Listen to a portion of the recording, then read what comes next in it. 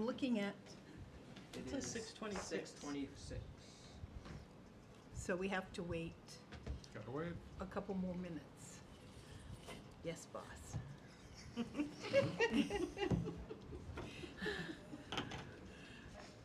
Eric, I want to ask you about, sometime about the Colonial Theater that's coming up.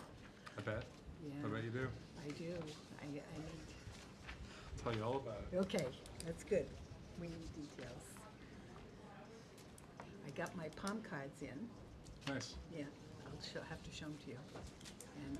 And now I'm thinking about my door hangers, what I'm going, because if I don't get somebody, I want to put a door hanger out. So, I use my palm cards instead, and I would just But jam good them in Lord. the door, or Jam 'em in stick the them in door. the flag of the mailbox. okay. I didn't want to have to buy two separate things. Two separate I know things? I'm cheap.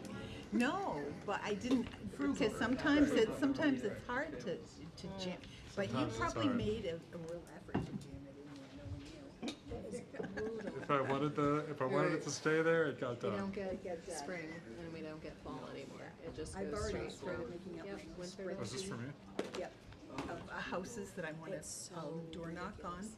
and I'm doing it by neighborhood, But so I've got it, not all the numbers in order, so that I go down the It's better street. than snow. Of course you do. Of Very course. organized. Am I It's better surprised? than What are you running? I'm running for state rep. Well, we need a fourth person. You do. We need a fourth person to run. We have only 3 candidates from the Democratic Party. Nicole, you want to run again? She's like, no. I'll have to talk to people that do it with a full-time job, see what they do, I don't know. you know what I mean? I know. I know So too. I have to work weekends. Oh, wait, you can't run anyway because you're in Ward 2. Yeah. That takes care of that. Sorry. So but, close. So close. But, Unless I move, right. but if you know somebody Wants to fill that who last wants to slot? fill that last slot, that would be great. Is it intentionally this hot in here? It's Are we, awful. Gosh, right? we trying to discourage people? It is hot. They got the windows open. Yeah. Don't let the sun. See, this fan It's is blowing bad, right isn't down it? on us Yeah. at least.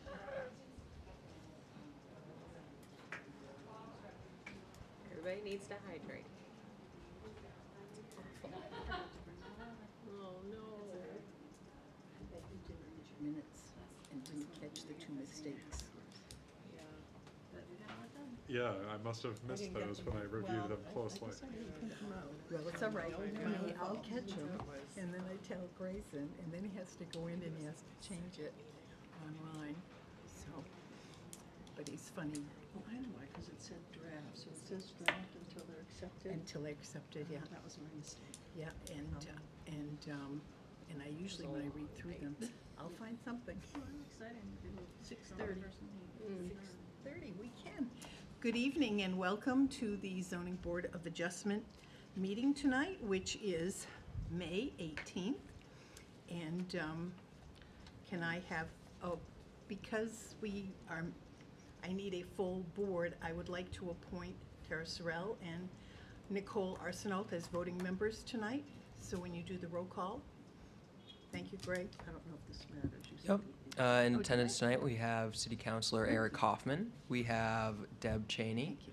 We have Chair Marcia Hayward. We have Nicole Arsenal, and we have Tara Sorrell and myself, the staff member. Grayson Draper will be doing the minutes. And I will make a correction. Tonight is May 19th, not the 18th. Can I have a motion to accept the minutes from the previous meeting? So moved. Second? Nicole, thank you. All in favor? So the minutes have been accepted. And we have 2 extensions this evening. So could I have 208 Pogus Park Road? Are you here? We're here for variance applications, we were left over from last meeting. Yes, But- that's, But they're not extensions, I just wanted um, variances. I know they're variances, it just got listed that way on my Okay, agenda. Whatever, I just. Okay, yes, I understand you're asking for a variance, so, and you have 2 tonight that we're gonna talk about individually.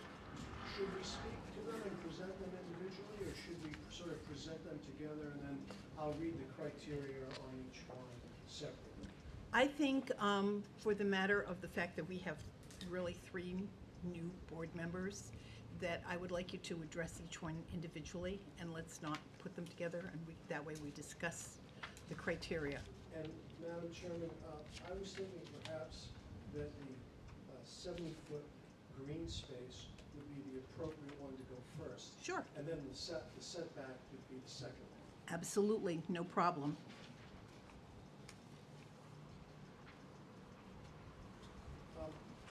Is it all right if I proceed, Madam Chairman? Absolutely, thank you. My name is Attorney Phil Bouillard. I'm here with Brandon Wilson from All Terrain Designs, and we're here on behalf of Eric and Susan Fowler. The Fowlers are longtime residents of Laconia.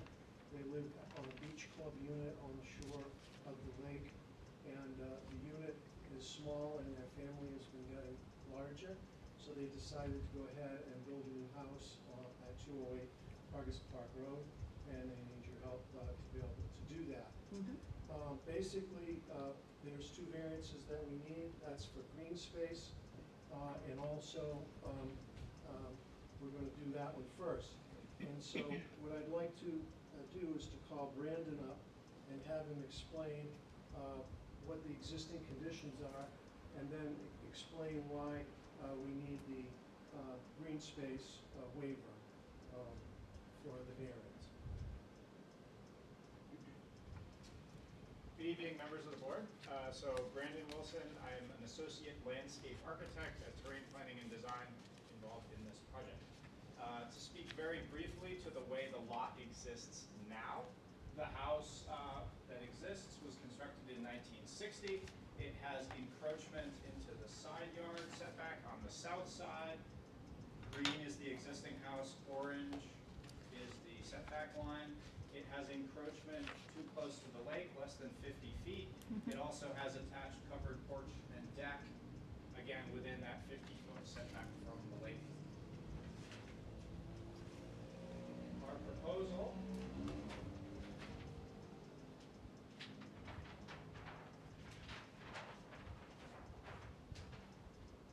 you see, again, the green is the house that is there now. The blue is our proposal. Our proposal completely eliminates the side yard setback encroachment. It is otherwise the primary living space, complies with the front and other side setback. All of the primary living space was moved more than 50 feet from the lake, so the primary living space of the house is compliant to that. We have retained the attached deck and covered porch elements. This project being within 250 feet of the lake was reviewed by the State Department of Environmental Services. I believe a copy of that approved permit was provided to the board. It was. As well as the new dock was provided as well. And so, as part of that application, this configuration of the house in conjunction with the other benefits were deemed to make the property as a whole more nearly conforming to the Shoreline Water Quality Protection Act. I would submit for the board's consideration that that is an element that upholds the spirit of the ordinance as related to our requests here tonight. 2 other main things that I'll touch on very briefly. Significant stormwater management elements were proposed as part of this construction. 100% of the stormwater that falls on the roof of the structure is proposed to be captured. It presents, the house does, a gable end towards the lake. So the water runs to the roof overhang on the north and south sides. It is collected by gutters. Those gutters drain away from the lake, where we've actually used the driveway, and this is related to our requests tonight. We've utilized the 2-car garage with driveway as an integral part of the stormwater management. All that runoff from the roof goes down underground. It percolates out slowly into a substantially larger reservoir course underneath the driveway, where it can join groundwater over time. The other substantial Oh, and I should say that review of the stormwater management system was part of that DES approval that I spoke of earlier. The other main way we are providing substantial protections to water quality, which is in the public interest, is replanting significant areas on the lake side of the lot with native trees, shrubs, and ground covers. This is instead of the existing grass that's there. Correct. As she sits now, this property has 70.7%. In other words, we're conforming, we're over 70%. We're asking to go down because we've got the storm water management system on each side. And then we're planting these plants and landscaping that he's talking about that is more lake friendly, more friendly for the animals, more friendly, and we're keeping our large tree canopy. So we're asking to go down, but we're having these enhanced features. So maybe you could talk about that. Yeah, so the state obviously encourages planting of natural vegetation wherever you are in the lot. I would, to paraphrase, say that planting of trees and shrubs particularly within the first 50 feet is particularly valuable. This was something that we emphasized in our state application. As my colleague said, there are a couple of existing clump form maples. We have made sure that those are preserved and protected throughout this construction, or will be, I should say. We have also proposed planting 2 additional trees on the south portion of the property. Those 2 trees will make this property fully conforming to the points scores for vegetation segments as pertaining to the SWQPA, whereas currently the lot is not conforming. This third vegetation segment down here that doesn't have any trees. We are planting with trees, maintaining the existing for an upper canopy layer. There's a mix of large and small shrubs as your mid canopy layers, and also woody ground covers. In the aggregate, these plants are much better for the water quality of the lake than the turf grass. Turf grass does not slow down the stormwater in any measurable way. It requires measurable energy inputs in terms of fertilizers, in terms of watering. And established native planting areas will not require supplemental watering, will not require fertilizers that will then run off into the lake, and will themselves provide water quality benefits, breaking up the flow of stormwater over the lawn, preventing it from directly entering into the lake because we've actually created a sort of solid screen, either of permeable surfaces or these vegetated areas all along the property owner's frontage that will divert, slow down, infiltrate, use that runoff. The area, as my colleague has said, the area of these improvements, as was laid out in our written application, relates to the amount by which we're asking for a variance on green space. So in effect, we're doing this improvement in order to enable the other developer. And again, this proposal, this new proposal, meets the front setback, meets the 2 side setbacks, whereas the old one did not. And also, we are further away from the lake. The house is actually like 51 feet, 1 inch. 51-1, yes. And then the old deck was 35 feet from the lake, and the new deck that we're gonna be asking for in the next variance is 30. So everything is better except for this lot coverage, but we submit that the ground cover and the things that we're building is better than the lawn that we have now, and it's actually better with the infiltration of the rainwater and everything else. And that's pretty much the explanation of what Brandon did in his designing. So I think I would be going through the variance criteria now, unless any members of the board or the chairman has a question of Brandon on this now. Let's check and see. Does any member have any questions of Brandon at this time? No? Any questions I have, he answered in his Okay. presentation. No, I Thank guess you. we're fine with you. Okay. Thank you. The applicant satisfies the following 5 elements for a variance. The variance is not contrary to the public interest. Updating this house, which is substandard, built in 1960, in the RS Water SPOD zone, and moving the structure further away from Lake Winnipesaukee, Hog's Bay, satisfy the ordinance's basic zoning objectives. Demolishing and upgrading this home on the lot would not alter the essential character of the neighborhood, and in fact, the new structure would be more in character with the existing homes abutting the lot. And as the board knows, there's a lot of new houses along August Park Road anyway. Granting the variance would not threaten the public health, safety, or the welfare of the city of Laconia. And in fact, an updated, more building code compliant new home would be better and safer housing stock for the city. The property is in the RS SPOD zone, which allows a single-family residential housing, what this is. Allowing, it's been in place for 60 years and has not caused any harm to the community. Allowing this variance to replace the existing home with a new home with the features that we've just specified will not have any inverse to the public health, safety, or general welfare of the community.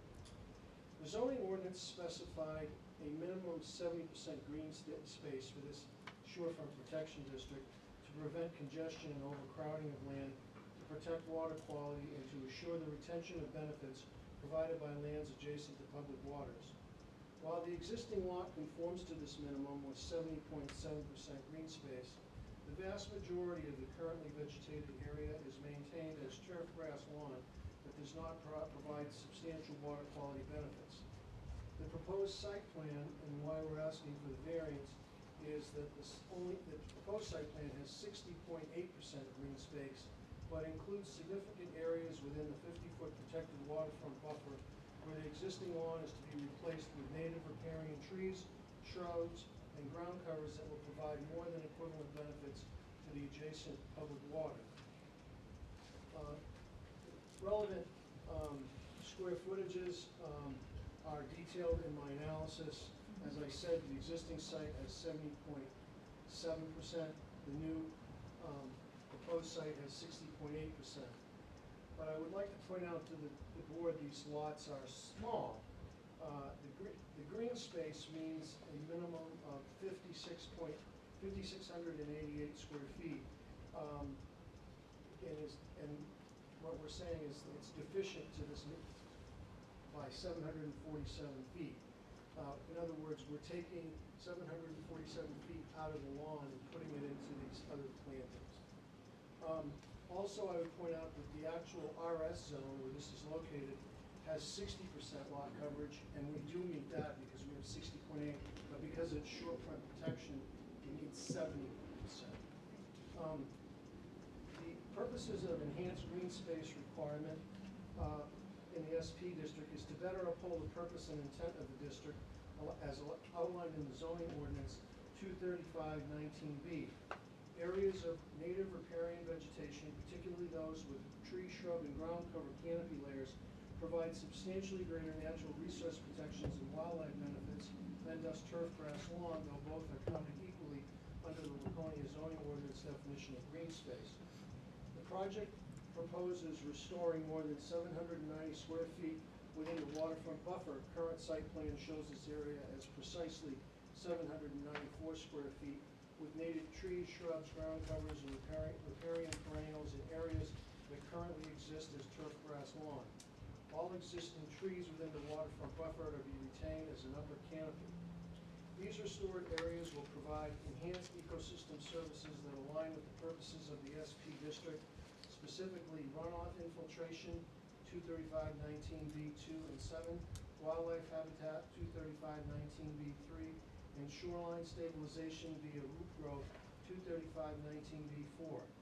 Because the size of the restored areas, precisely 790 square feet, exceeds the amount by which the proposal is deficient to green space requirement, the spirit of the ordinance is upheld. Lastly, the board should consider the small size of the lot, 8,126 square feet. 70% green space for this lot is 5,688 square feet, which leaves only 2,438 square feet for development. This provision of the zoning ordinance was not enacted to unduly restrict development of shoreline properties, to prevent development appropriate to the site, and thus a variance is warranted. 3, substantial justice is done. Analysis by the ZBA, which compares what the applicant stands to lose or gain against what the community taken as a whole would lose or gain. If the loss to the individual is not outweighed by a gain to the general public, then that constitutes an injustice that granting a variance would be able to remedy. This proposal is a win-win, a gain to the applicant and a gain to the public to improve the structure on the lot and move the structure further back from the lake. 4, the value of surrounding properties is not diminished. It is clear that the existing dated house is dilapidated and in need of replacement. Surely no doubt exists that a new building code compliant structure would be an asset to the neighborhood and would be a positive influence on surrounding property values. 5, literal enforcement of the zoning ordinance provisions would result in unnecessary hardship, which exists only if it is derived from special conditions of the property which distinguish it from other properties in the area. This property has several unique attributes that contribute to the need for a variance. Those attributes are unique within the context of the neighborhood where the property is located due to the fact that the city of Laconia has a large drainage pipe that runs down the side of the property to the lake. That means that part of the lot is dedicated, part of the dedicated lot coverage covers the city's drainage pipe, which cannot be substantially altered without disturbing the pipe, but are not required by other similar properties in the neighborhood. Lastly, the board should consider the small size of the lot, 8,126 square feet. The subject also has city sewer such that granting a variance will not damage water quality in any way. So that's the criteria for the lot coverage variance. Do you want us to move right into the second one, or do you want to vote on that one? No, we'll vote on this one first, Okay. Attorney Brouillard. But before you sit down, I want to check, does anybody have any questions for Attorney Brouillard before we get the public? None? Okay, I will now ask if there is anybody in the public that would like to speak for or against this variance. Seeing none, Attorney Brouillard, you do not need to have any rebuttal tonight, which is a nice thing. Where I don't hear anything from the public, there is no public comment, I will close the public portion of this meeting and we will just go into deliberations with the board. So, comments? Anyone want to start? I have nothing. I thought I did when he answered the no's. I looked at this one pretty closely, and I think they tried really hard to make it as conforming as possible. I know I say this every month, but these pre-existing non-conforming properties in some of the neighborhoods in the city where most of the neighborhood is pre-existing non-conforming, if you're going to improve the property, you're going to end up in front of us. And I feel like this represents as much effort as possible. I mean, the side setbacks were maintained. They're moving the building further from the lake. They got the state DES approval. I'm okay with it. How about over here?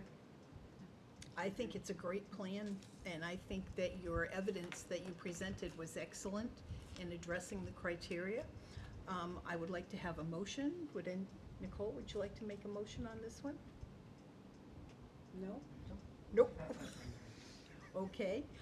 I'll make a motion to grant the variance on application ZB 2026-88, 208 Pogus Park, a variance from Article 4, Section 235-19F, subsection 2D, and for the finding of facts, we will use those presented in the application. It was nicely done. Can I have a second on that? I'll second. Second, thank you. All in favor? There you go. There's number one.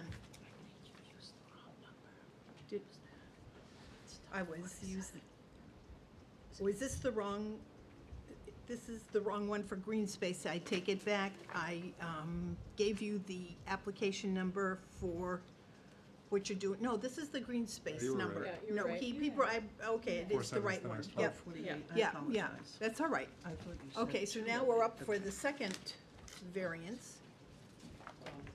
Well, Attorney Brouillard again for the Fowlers and here again with Brenda. This is a application for a variance for the side setback, the front setback from the lake.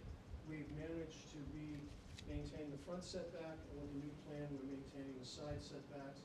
But we're moving the building's now 51 feet, 1 inch from the lake, and the deck is 39.1 inch from the lake. So that's our setback variance that we're asking for tonight. And maybe you could spread out on that a little bit to show them on the plan what it is and what we're doing, and then I can read the criteria when I'm currently done. Yes, so I think the simplest way to think of this is to consider the three parts of the house separately, and then if they each kind of are improving, then perhaps the proposal as a whole improves. So in green, I'll go back to the existing plan. You notice there's a sliver of actual house that is enclosed permanent living space within the 50-foot setback. Under the proposed plan, the lakeward face of the new house is at minimum 51 feet 1 inch, so the permanent structure has moved away from the lake. The existing house has a covered porch, covered screen porch. It also has an existing open deck that's at level, but part of it has a roof, the other part doesn't. This is substantially replicated in the new house, but again, as you can see, the blue is what we're proposing. Both the open deck and the covered portion have all moved further away from the lake, that is attaining greater compliance with the 50-foot setback related to the state, and also the 50-foot setback as related to the Laconia zoning ordinance. Any questions of Brandon on the technical aspects of that? No. The police and chairman and the board, Yes. I'll go into the variance criteria now. Thank you. Applicant satisfies the following 5 applicants, 5 elements for a variance. The variance is not contrary to the public interest. Upgrading a substandard single-family residence in the RS waterfront SPOD zone and moving the structure further away from Lake Winnipesaukee Park Space satisfies the ordinance's basic zoning objectives. Demolishing and upgrading the home and the lot would not alter the essential character of the neighborhood, and in fact, the new structure would be more in character with the existing homes abutting the lot. Granting the variance would not threaten the public health, safety, or welfare of the city and its inhabitants or abutting property owners. In fact, an updated and more building code compliant new home would be better and safer housing stock for the city. Number 2, the spirit of the ordinance is observed in the residential use of the property is not contrary to the spirit of the ordinance. The property is in the RS waterfront SPOD zone, which allows single-family housing on this pre-existing non-conforming lot of 8,126 square feet. The existing structure has been in place for over 60 years and has not caused any harm to the health, safety, or general welfare of the community. Allowing this variance to replace the existing home with a new home will have no adverse impact to this health, safety, or general welfare of the community. It also allows the pre-existing non-conforming use of a residential single-family home on a small 8,126 square foot non-conforming lot.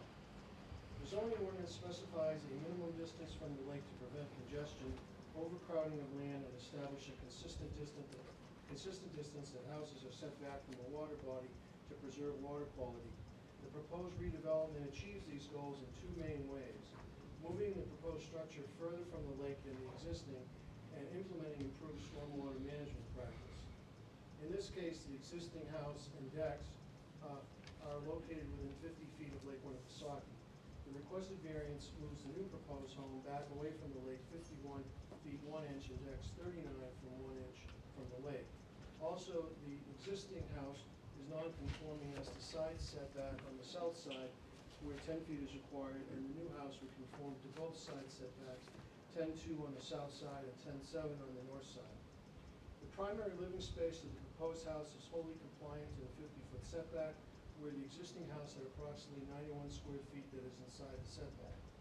The existing house had an attached covered screen porch and attached open deck within the 50-foot setback. The proposed house will retain the 12 by 24 deck on the main level and attached deck stairs to access the rear yard entirely within the footprint of the structure to be removed and a greater distance from the lake, 3910, and What's current now is 3510, and the, versus 31.9 proposed.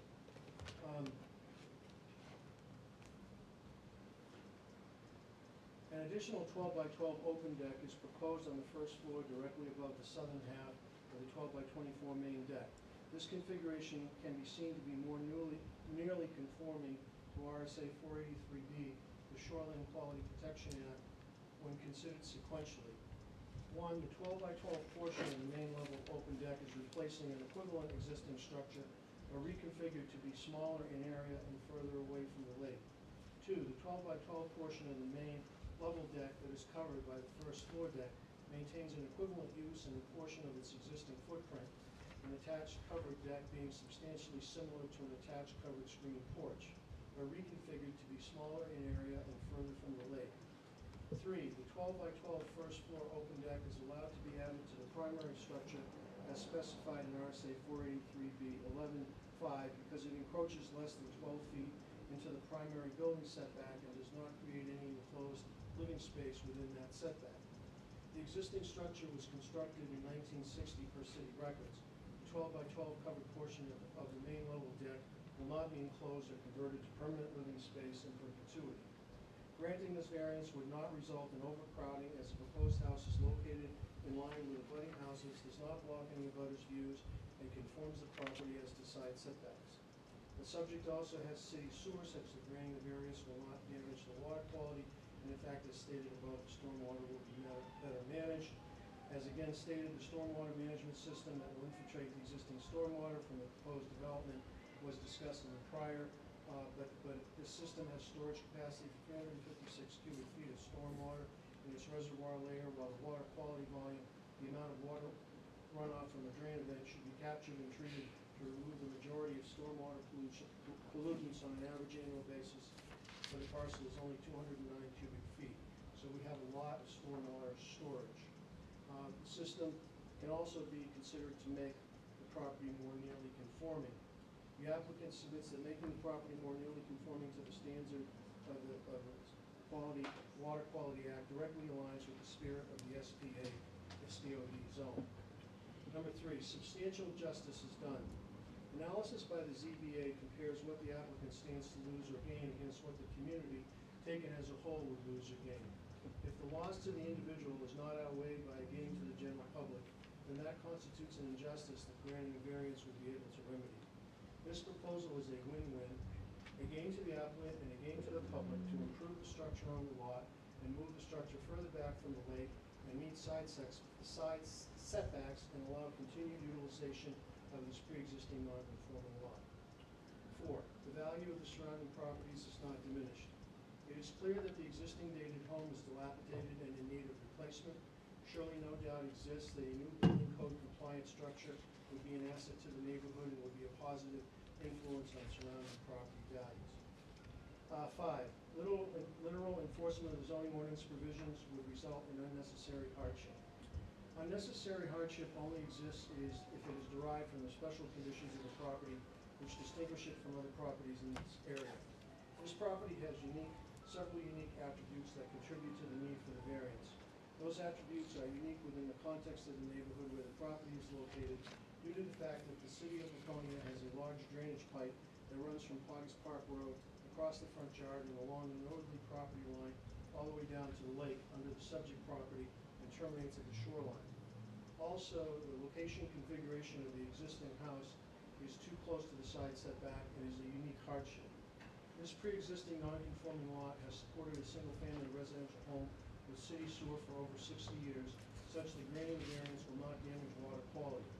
Granting this variance will not result in overcrowding as the proposed house is located in line with the abutting houses, does not block any abutters' views, and conforms the property as to side setbacks. This property has a special condition of being 43% located within the 50-foot water body setback. A majority of the houses along the road are actually non-conforming as to front setback. The existing house, however, conforms, as does the new proposal. If the board limited redevelopment by refusing to grant the dimensional release from the lake setback, it would unfairly restrict the size of a house on this lot, in particular when compared to its neighbors who have already expanded into their front yards. In fact, the existing house is located within the 50-foot setback area and has been for over 60 years. We have made the permanent living space wholly conforming to the minimum setbacks on all sides. It is just the attached decks that are non-conforming to the 50-foot setback. We have limited the footprint of these decks to the current footprint. They would be allowed to add decks under RSA 356B 11(5), even had the existing house not had them. There are properties in the neighborhood that are located within 50 feet of the setback from Lake Winnipesaukee. For the reasons stated above, there is no doubt this property has special conditions that constitute unnecessary hardship that justify the need for the variance. I thank you for going through that all over again. I appreciate that. Any questions? Well, let's see, do we have any questions?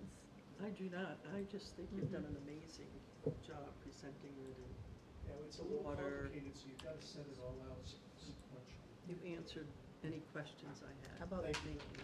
over Thank here? you. No questions. Nothing? Thank you. Thank you.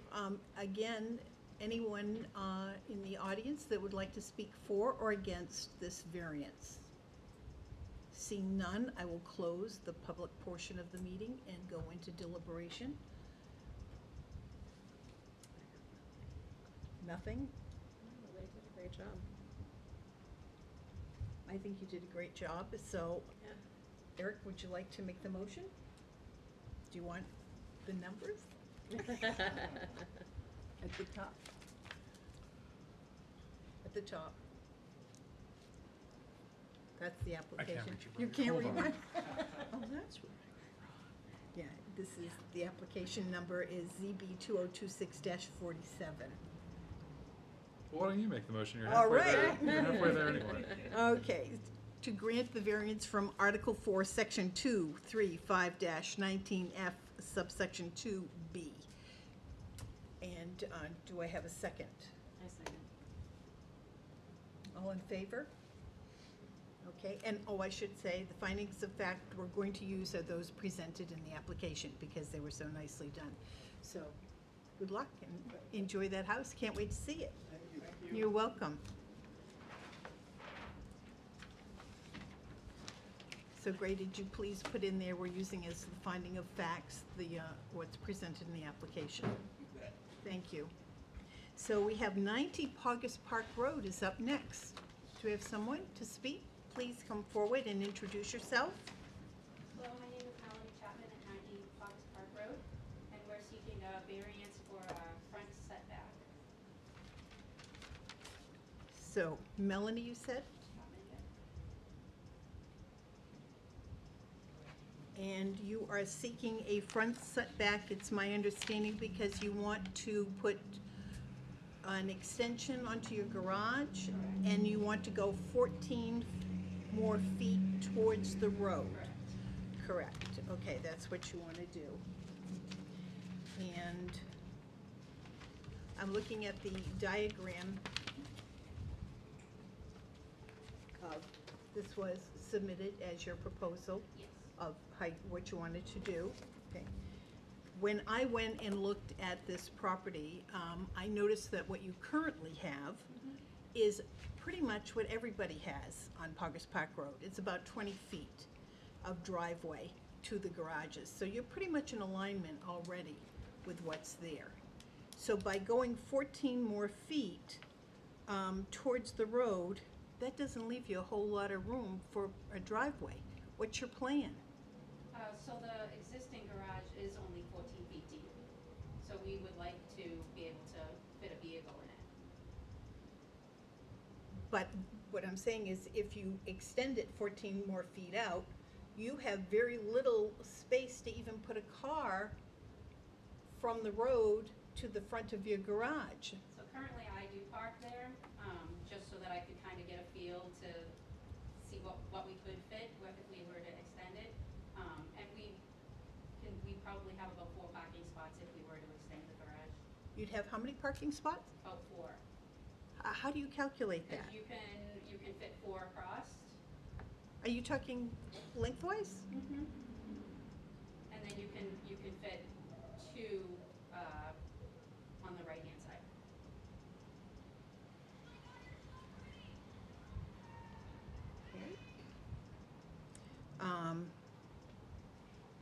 I'm not seeing that, but anybody have any questions for Melanie? I do.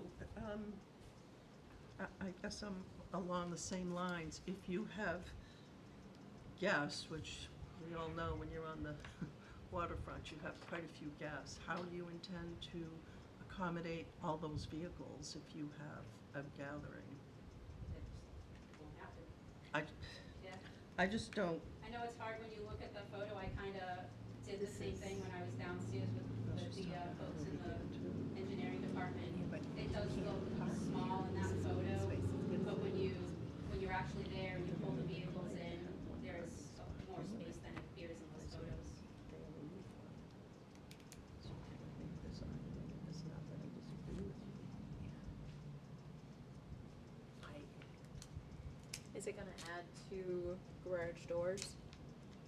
It's Or is it just, Basically, the existing garage that is here, is there Mhm. now, I believe is 14 feet, so it's just gonna push it Push it out? 14 feet more. Same structure, same garage door. it's a single car garage right now. And it's gonna be a single car garage, Right. right? So the current garage cannot fit a vehicle at all in it? It's about 14 feet deep, yeah. Okay. Mhm.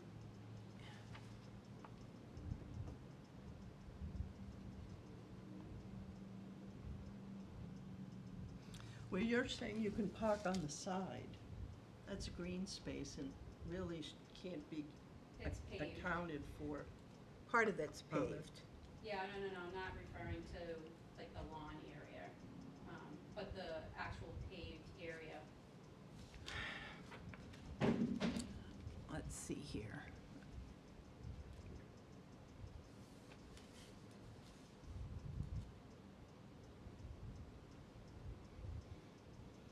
If I use the ruler that's here on your diagram, I'm saying that you've got possibly 10 feet to the right of your garage entry area that you're talking about parking in, correct?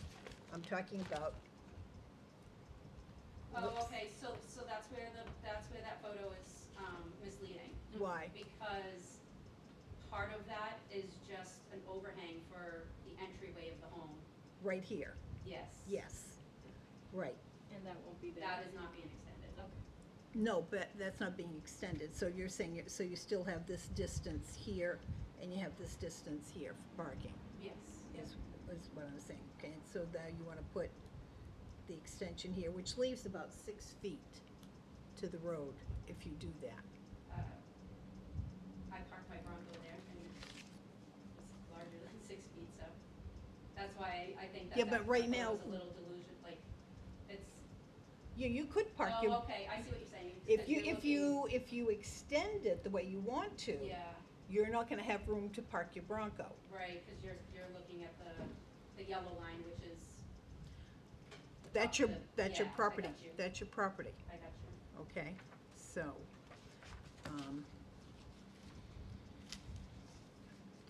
anybody else have any questions for Melanie? Melanie, could you have a seat for a minute while we see if there are other people that have any comments? If there is anyone in the audience that would like to speak for or against this? Could you state your name, please? Sure. My name's Bill Masco. I live at 82 Caucus Park Road in Laconia. I am a direct abutter to this property. I have no issues.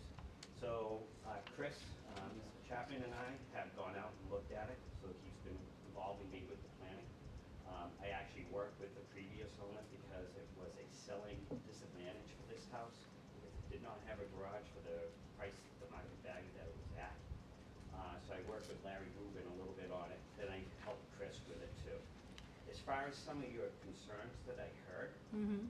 when you're looking at the garage, you have the door and then you have the walls and then you gable end, they're just bringing that out 14 feet. Okay? Mhm. The current depth is 13, obviously, no one's car can really fit in there. Mhm. Maybe one of those old smart cars is out there. On the right of that, they have an enough room for 2 cars side by side. So Larry used to park 6 cars in that driveway, no problem. To the town line, not to the street, but to the town line, which is the yellow line, if they move one of their cars and just parked it parallel to the street, like during the winter, that should be fine, and then they would get their other one. Plus, now they get that garage space, right? So that would probably, with garage space, that one little tiny space by the shed, and then the other 2, you got 6 cars. That's a lot of cars, almost, right? So you have 1 car in the garage, you have 1 car going across the front of the garage, there's 2, and you get the 4 on the other right-hand side. 4 on the other You can put right-hand 4 side? on the right-hand side there. You just told me they parked 2 there.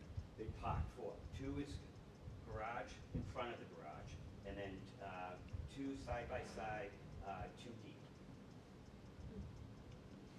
And that's, if you look at the house in those pictures, that's my house right over there. Mhm. I can put in 6 cars on that there.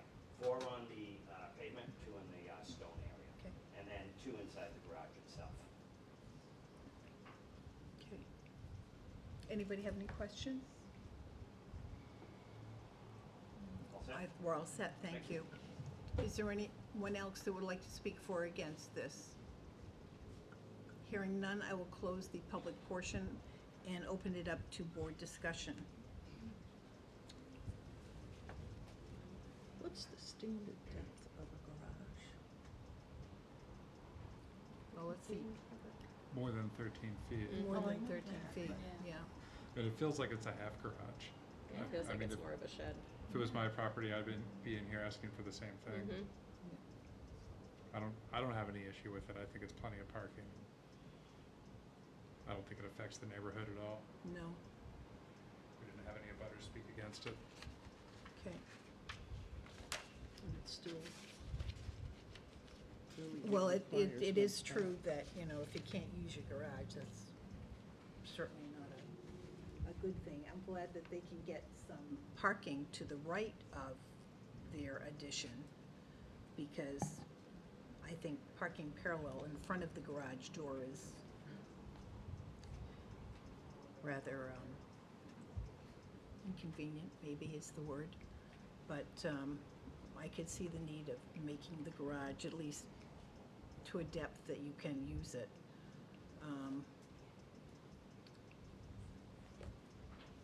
I guess I'm okay with it. Tara? No, I think it looks like it's a shed size, so you can't pull a car in there, and I can see what he's saying about putting the cars in front, at least 1 or 2 cars in front of the garage, and then having that space to the right, because that little overhang is not gonna be extended. Yeah. So they'll have the ability to pull cars up, and then if she needs to, she could park a car parallel. But she's gonna have that 1 car in the garage, so everything's gonna be kinda taken away, and really honestly, there'll probably only be 4 to 5 cars in the actual driveway itself. I think it would be okay. Okay. Nicole? Yeah, I don't see any issue with wanting them to extend their garage now that we've like talked about it. Okay. Eric, I'm gonna ask you to make the motion then. Move to approve application CB 2026-053, seeking a variance from Article 6, Section 235-35A of the zoning ordinance, finding the facts as listed in the application. Thank you. Can I have a second on that? I'll second. Thank you, Tara. All in favor? And using the finding of facts in the application. So there you go, you have your garage. You're welcome. 39 Gale Avenue, please.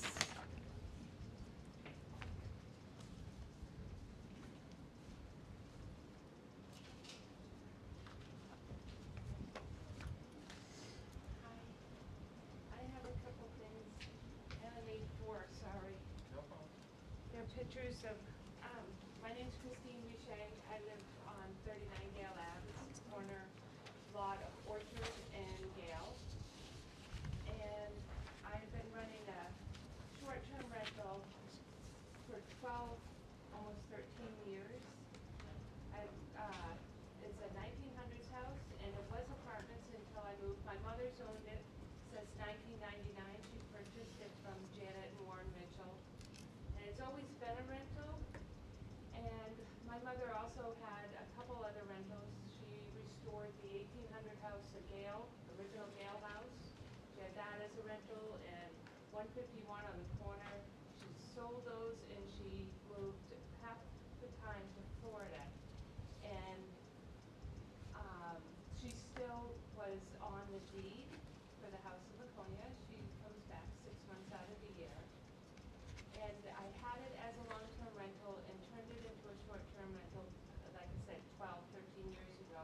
Because my son, my mom returning, the damage that was being done to the house, the parking, it seemed a little too much traffic for me living there full-time, and the neighborhood. So when I turned over to short-term, it would seem the right thing to do, having the 2 units. And I've applied for everything. I paid my taxes even before Airbnb was taking them out. I'm updated, I followed the rules. But with a couple, well, years ago, when we had to start paying the 300, the 150 per unit, and I had the fire department in, I passed and everything. I let one of those lapse because Mom paid one a year early, so we had 3 years, and then we got confused, and we lapsed, and then the new ordinance came. And I was flagged and denied with my mother on the deed, and during COVID, she switched her residence to Florida. So since then, so I was denied, and I had 30 days, and I blocked everything. I haven't rented since. And I'm asking for variance because I was denied of owner occupancy. And in there, we did a quick deed, and my name is now on the deed. And that's what I'm asking, to continue my short term. I have the 2 units, they're not usually rented all the time. I only allow 2 people in the unit and 1 car. And you can see the 3 cars. And that's on the because it's Gale, and then Orchard is the dead end. And my parking is right here. I have a 2-car garage, which is kind of full, so there's 3-car parking. And I don't cover the sidewalk, and we're off-road. I've never had anybody parking on the road. It was a pet peeve of mine. So I think I'd like to continue doing the short term, because it does allow me to have my family there half the year. And it allows me to afford the house and keep the upkeep of the house. And I brought my neighbors to help me out. Okay. What's your understanding of short-term? Did you read the new ordinance on short-term lodging? Well, I was denied from the owner-occupied and residence. I thought I was grandfathered in. I was on the trust, but not on the deed. Right. And with my mom, during COVID, being a Florida resident, her name was on the deed, and I thought that's why they denied me. No, it's because you lapsed with Lapsed. whatever Yeah. you had before lapsed, and because you were lapsed, you're now subject to the new ordinance. Okay. And so the new ordinance is for short-term lodging in an RS zone, a single-family home in an RS zone, and you're a multi-family unit in a RS zone. So it's because of a lapsing of your application. If that had probably been done in time, you would not have to come here, and you wouldn't have to face the fact that you now have a new ordinance to deal with. That's what happened. Okay. So do we have some questions of her? I was just gonna ask if you know if there was a special exception for short-term rental granted for that property at any point, or you had just, at some point, had a permit for short-term rentals? I think she had a permit for short-term rentals. Because if a special exception was granted, that goes with the property, and it doesn't Right. matter who's on the deed when. And And that must not be the case That because must not be the she's here case. Right. and having to go through the variance process. And I was told it was because of the lapsing, Gotcha. Okay. okay? So, So I'm asking for a variance. you are asking for a variance, okay? See, normally, if it were before this new rule, Yeah. you would be asking for, let's say, a special exception, not a variance. Okay, things are a little different now because they've changed the rule about short-term rentals. One more question. Yeah, I did, okay, before that meeting, I had, Scott, because I didn't know I had lapsed, and we filled it out before the meeting that you voted on the new variance, mhm. and so I paid the 300, and then I messed up. I know. Now I forget what I was gonna ask. I don't know, what were you gonna ask? So is this going to be owner occupied? Oh, yeah, I live there. Okay. Yeah, yeah. That's- I Yeah. live there. 'Cause that would be I a variance on top occupy of a that. variance, right? Absolutely. Well, please don't confuse me. and- Okay. Well, I was confused. I'm just Yeah. trying not to be confused. Yeah, I think I'm I understand that. owner-occupied. I've lived there Yeah. for 19 years So, with my son. Christina, why, you're not being restricted from renting it long-term, you're just asking for short-term. And so I guess my question is, what's wrong with renting it long-term? Okay, so long-term, it's, we did the long-term on the other two houses. And it's the parking situation that I always, when I lived there, when I moved back, there were 2 tenants up top. And with Mom in Florida and wanting to come back, and my son and I on the first floor, we wanted the second floor for the summer for my mom. Long term, I've had a lot of problems with it. I guess the trash, the people, the cars, they can, long term, we have, long term 2 houses up, and it used to be the Baldy house. It's now, much better. But they, their parking, they park on the road, actually, put stakes up so we don't have on-street parking in front of our houses and stuff.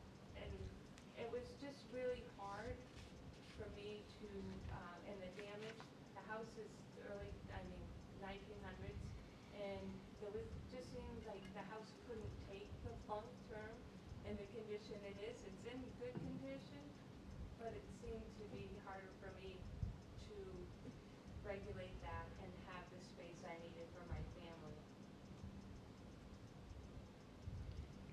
Questions for Christine? Okay, Christine, I'm gonna have you have a seat for a minute while we see from the neighbors or people in the audience would like to speak for or against this application. If you would you come forward? I will go first. Mhm. My name is Gwen Caneur, and I live across the street, 15 Orchard Street.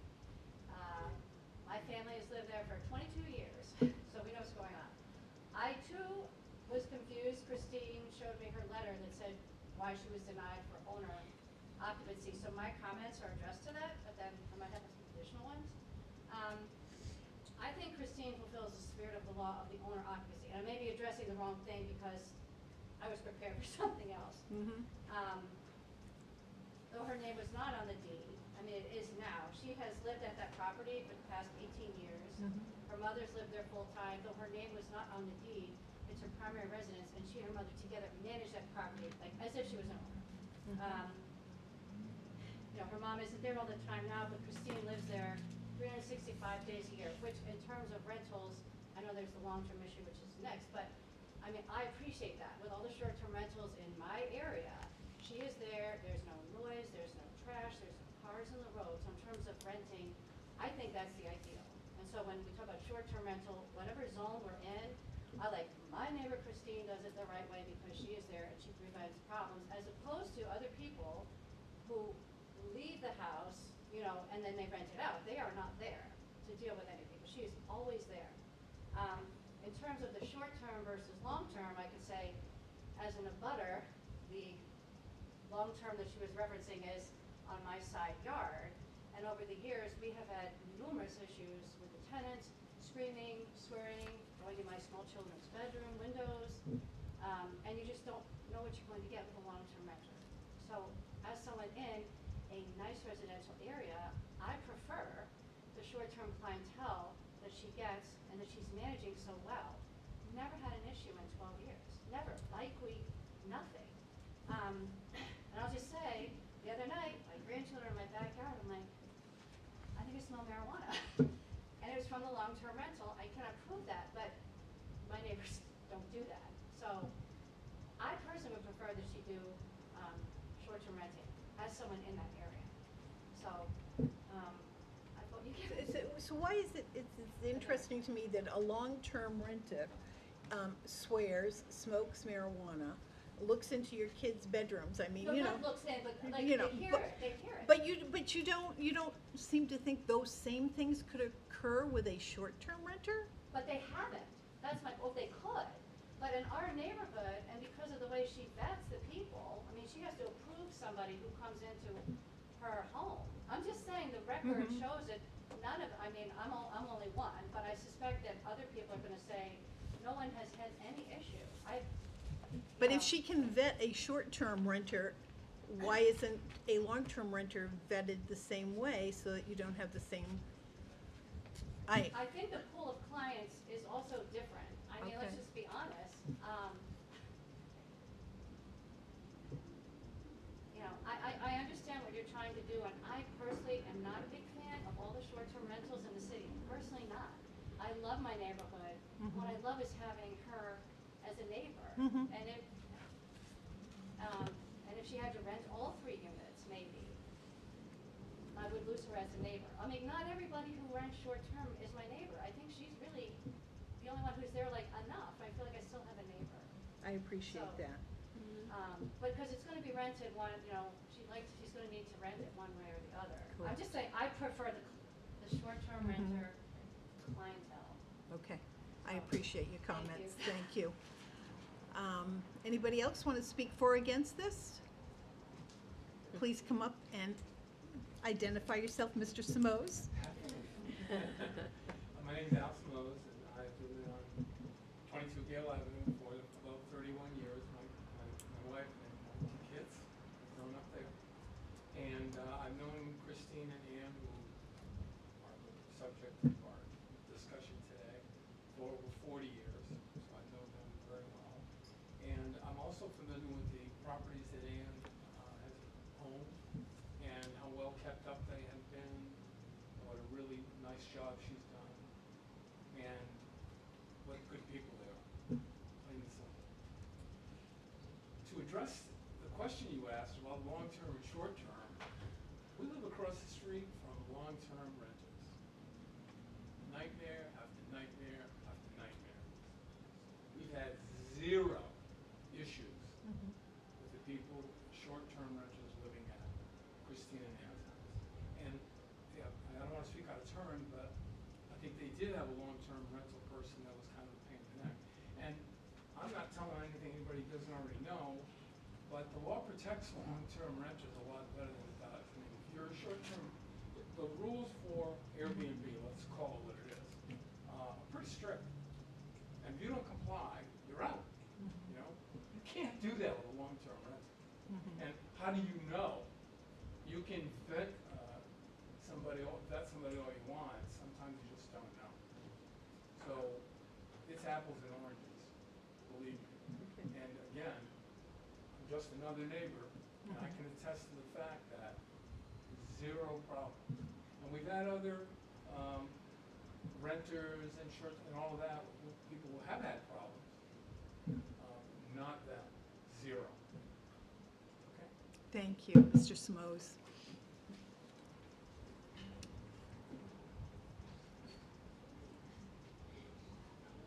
Hello, Mrs. Sack. Diana Sack, 79 Gale Avenue. I don't know Christine, she doesn't know me as far as I know.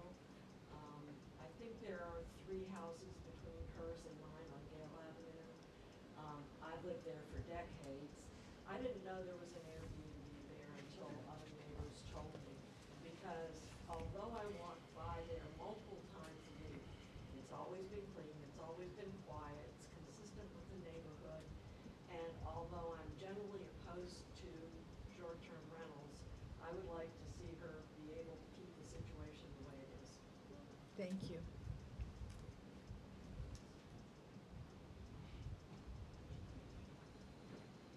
Good evening. Good evening. My name is Carl Bengtson, and I live directly across the street from Christine at 38 Yale Avenue. And I appreciate the fact that she takes care of her property, her lawn, her sidewalks, her house in immaculate fashion. I think one thing that hasn't been said tonight is that she has an aptitude for screening. In all of the years that I've been across from her, there hasn't been a single moment when there's been a concern.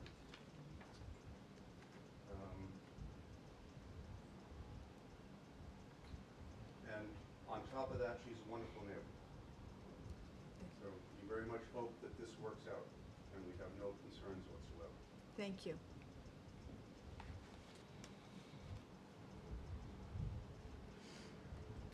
Hi there. Hello. Also a neighbor on Gale Ave. I live across from Christine. What is your name, please? My name is Kathy Fields. I'm at 30 Gale Ave. And as a long-term resident, I come to you also as a skeptic of short-term rentals and Airbnb. But as the neighbors have stated, following everything that has been happening with short-term rentals in the city, if the city is looking for the model short-term rental, it's Christine. We've never had an issue. She is obviously part of the neighborhood. She knows every neighbor. If I need to know about what's going on in the neighborhood, I walk across the street and ask Christine. The best care, the best people. I've met a lot of the people that come in and rent from her short-term. Very respectful. Christine looks out for everything in the neighborhood. I also would like to make a point about the long-term rental, also across the street from my house, and you've heard about some of the issues we've had for many years. I also was around to witness when Christine and Ann had their long-term renters leave after many years of damage, destruction, non-payment. I watched what they had to go through in replacing, changing new appliances, scraping nicotine off window panes in a non-smoking apartment, and I could not imagine forcing them back into that situation. She is the model of short-term rentals for the city. Thank you.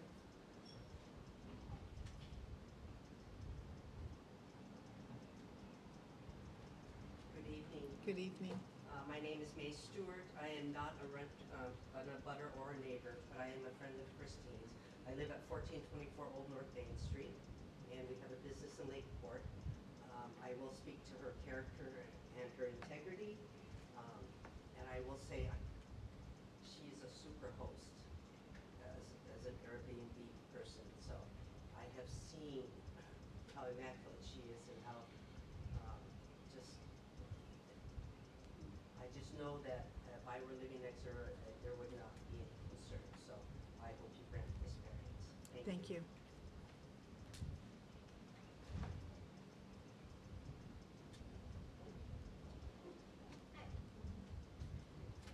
My name is Lisa Woodbury. I live at 16 Orchard Street. I abut Christine's property, and I abut that driveway. And like everyone has said, we've never had an issue. I've lived in this house for about 5.5 years. I found everyone that Christine has rented to be extremely respectful. I work from home, and I've never had an issue with any interruptions in my workday or any noise at night. So I really do hope that you grant the variance.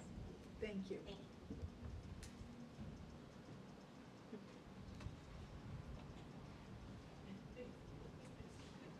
Good evening. My name is Bruce Muir. That was my wife that spoke earlier, so obviously I'm a near neighbor too. And I figured if I didn't stand up here and say everything they said is true, my neighbors won't talk to me. No, really, I would confirm what they not a big fan of what short-term rentals can do, but if it's going to be there, this is the person you want doing it. So I hope you will pass the bill. Thank you.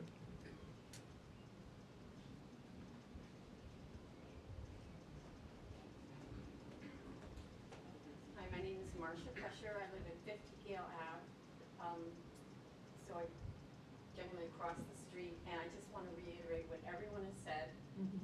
I think like Diana, for a long time, I had no idea she had a short-term rental running. And we just really urge you to approve the variance. Thank you. Come on. Put that to the last. Hello, my name is Kathleen Collins. I live at 47 Gale Avenue, and I vet 39 Gale Avenue. I moved here 10 years ago and immediately met Christine and Ann and was taken very much by their friendship. And then after a few weeks, I found out it was a rental place. And I was a little taken back, but I never in 10 years had any issues at all. And you've all heard the great things. Yes, we had the Baldy house at the corner. The police were there constantly. But I also had a neighbor down on the corner of Holman who had a renter. And he was in that house all the time. And there were issues. Loud noises, garbage not being taken out, and he was on site.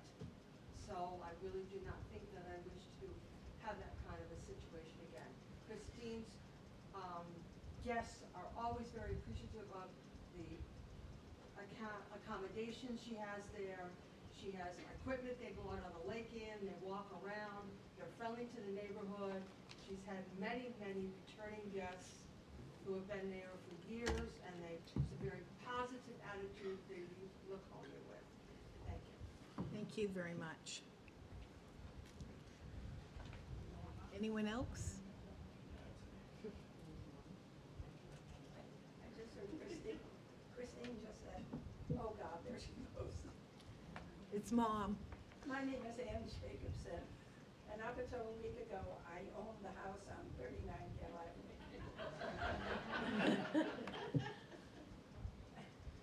I had spent, I want to address the issue of long-term rentals that Marcia brought up.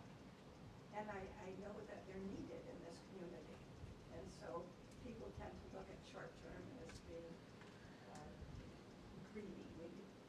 But I will tell you, after 20 years of experience, I own the two houses on Pleasant Street and the one that we're in on 39 Gale Avenue, which I bought in 1999. And I continued the rental on Gale Ave. And so I've had plenty of long-term rentals. And I think I'm being generous in saying that over 85% of long-term renters will lie to you and tell you anything you want to hear until they get in there. We have had, because I do the painting and the repairing in all of these buildings when I was managing them, the damage that they do to these old houses is just unbelievable. We've had drug dealers in there. We've had all kinds of people, police cars all the time. They don't pay the rent. I'd like to, file something saying, all these people in Laconia walking around owe me money. They do that and you can't get them out because, as Bruce said, everything is in favor of the tenant, not the landlord, because we had to protect them. It has been a nightmare to go pay for the court and file a case, get them out, and pay the sheriff, and you go to court and no one shows up, and the judge says, I rule in your favor. And I think, well, that's great. But what about the $3,000 or $2,000 in back rent? Never see it. Never see a penny. And that's what it's like to long-term rent here in this town. It's too bad, but there's only so long I could do it. Thank you, Ann. Okay, thank you. Just one more thing? One more thing. So when I started this, I was all like nervous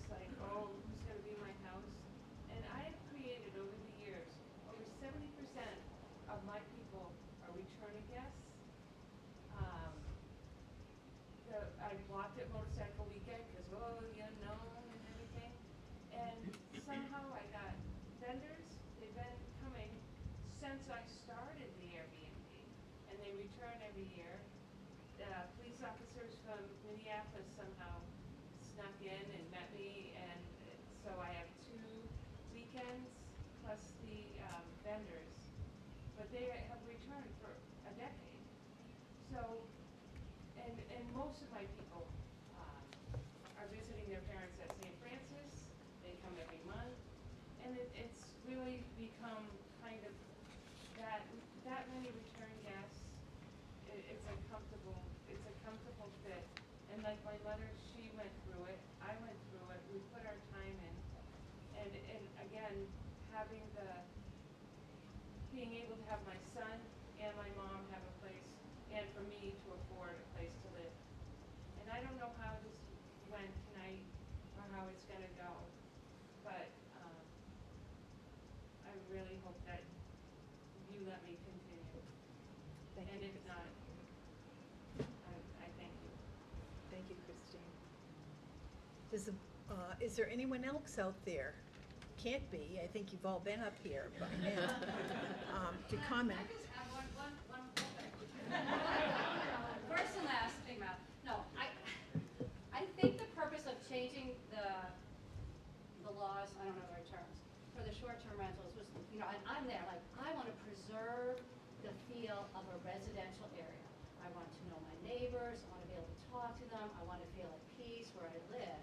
And I feel like if we took Christine out of the mix, I don't know who would move in, and it could change. She's the one who organized the block party, she bakes brownies. I like what she's done for my neighborhood, for my residential area, and on the side, she has the short-term rental thing.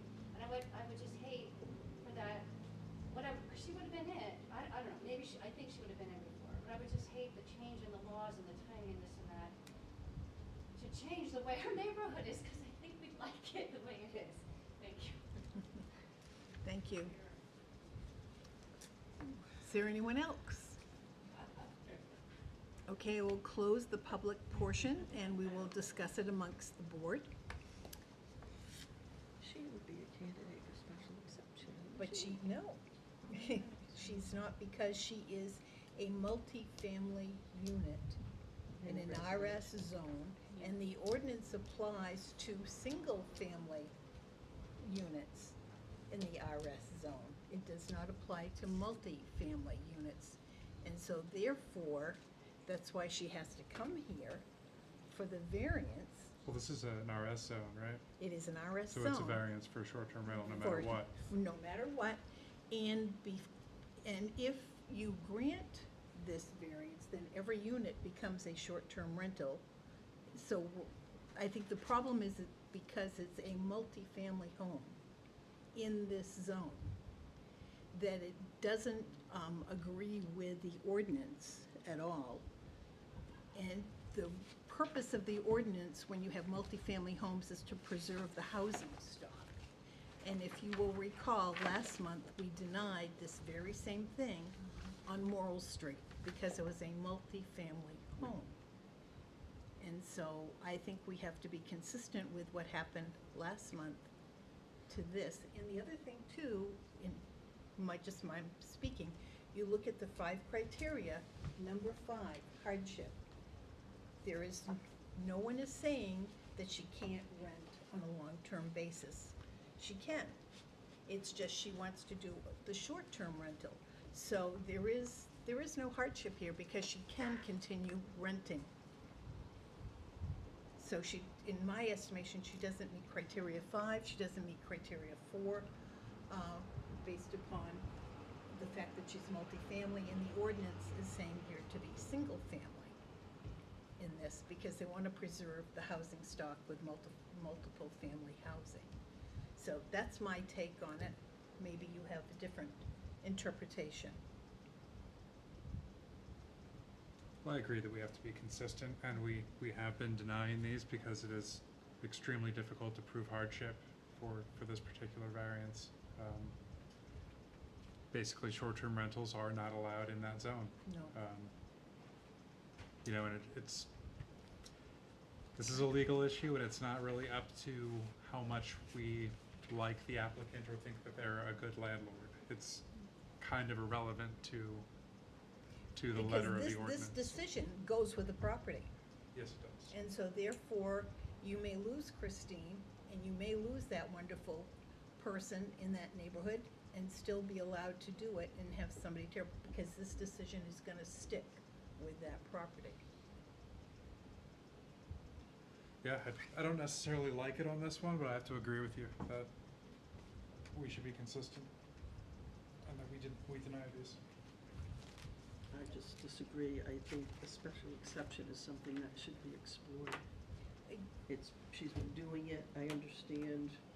You can't bring up special exception.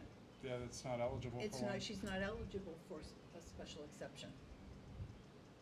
That's why she's here for a variance, because she's not eligible for the special exception.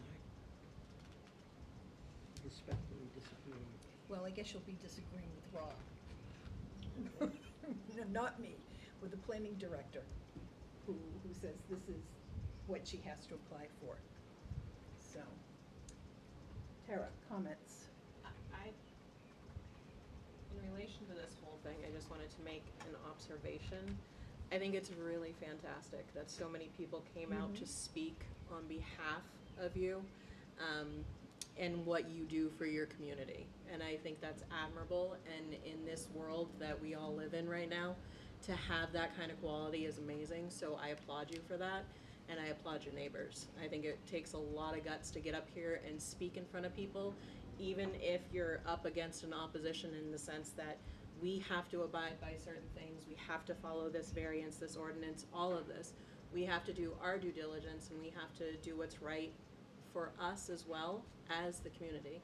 But to see you guys get up here and stand up and speak on her behalf is incredible, so I applaud all of you for that. Nope, it's closed. Nicole?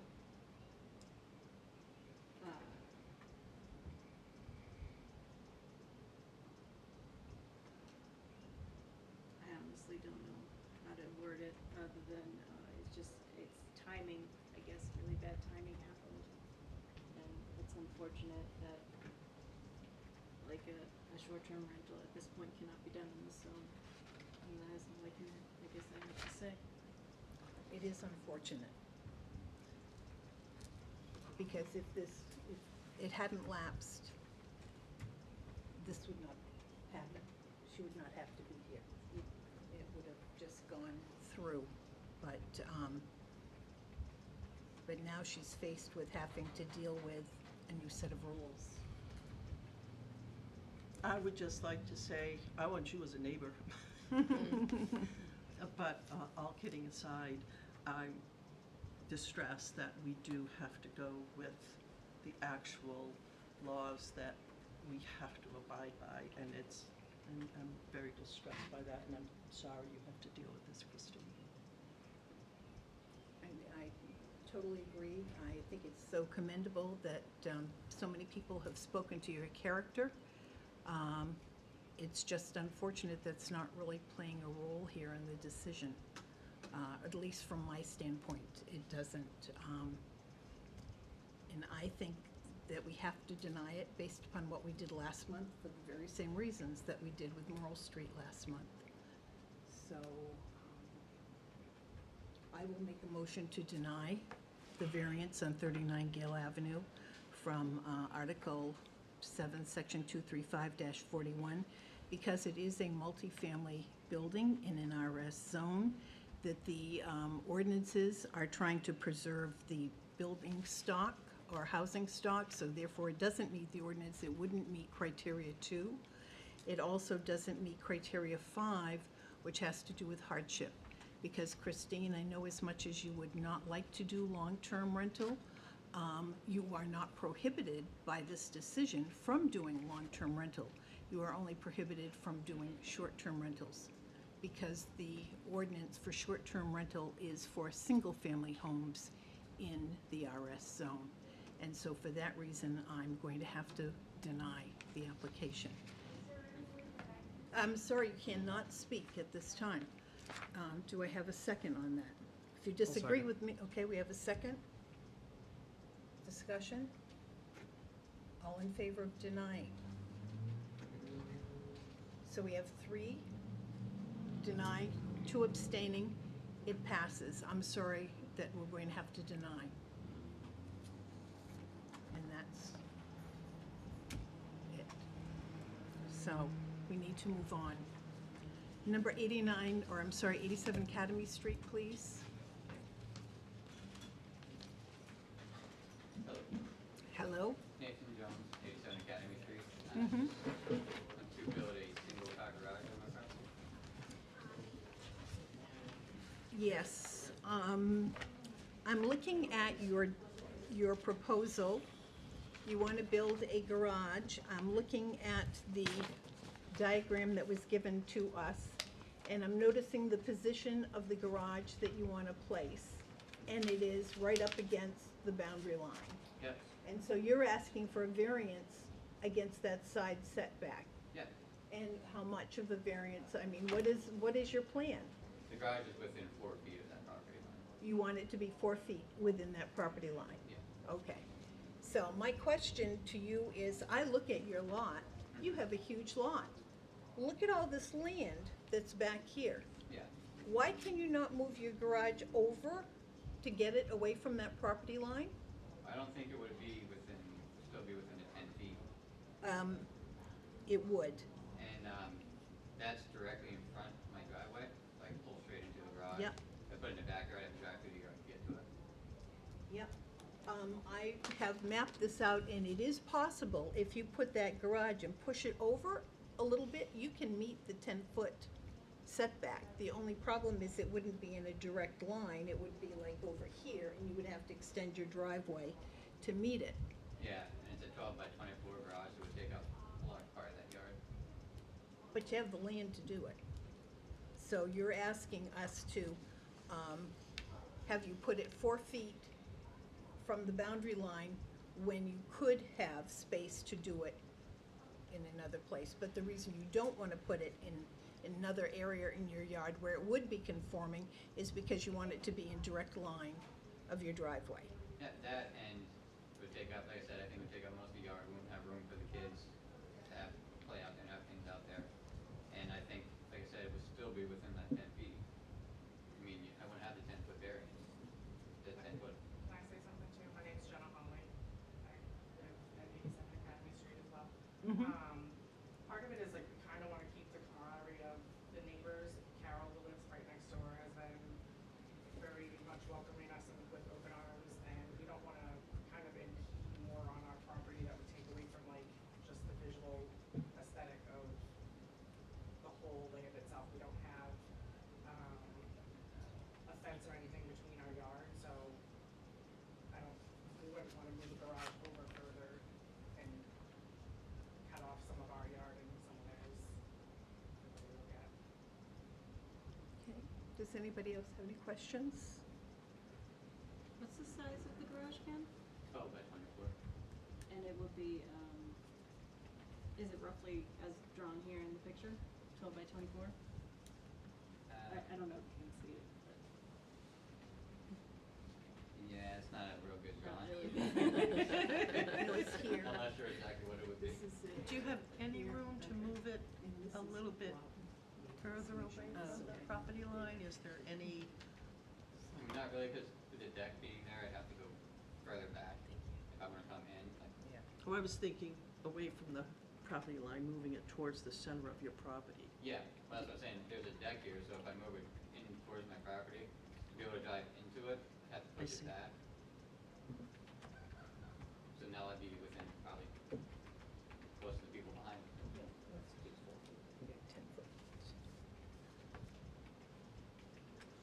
What's the distance from the house to the property line?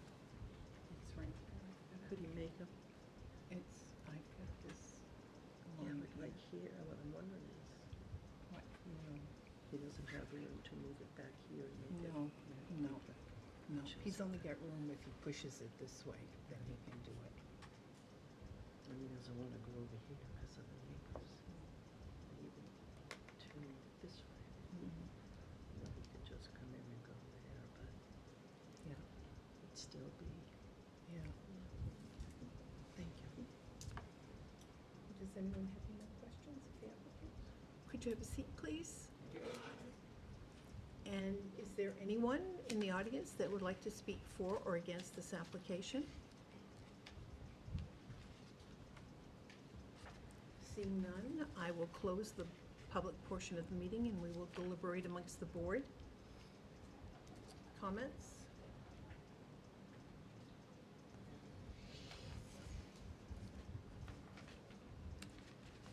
Did you want to see the diagram?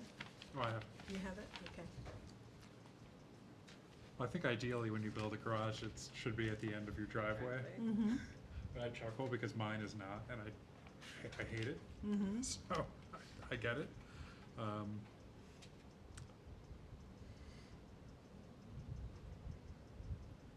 did we ask for public comment on this? We did, there Okay. was none. I have no issue with it if there's no butters complaining about it.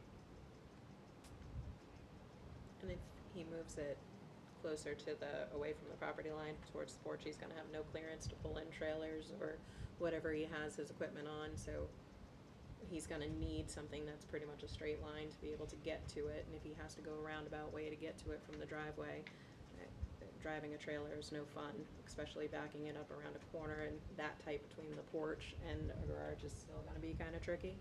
So I think that it's not out of the realm of possibilities for him to keep it where it is.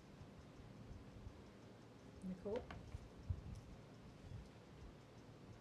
I don't see any issue with it really. Consider, if it's kind of drawn the way it is, like lengthwise by width, like I don't see an issue, yeah. Okay. All right. Can I have a motion then? I move to approve application ZB 2026-055. It does not have the variance section listed. I do. It's Article 6, Section 235-35D. What you said? Finding the facts as listed in the application. Do I have a second on that motion? Second? All in favor? Okay, you have your variance to build your garage. Thank you. You're welcome. We're on to 24 McGrath Street.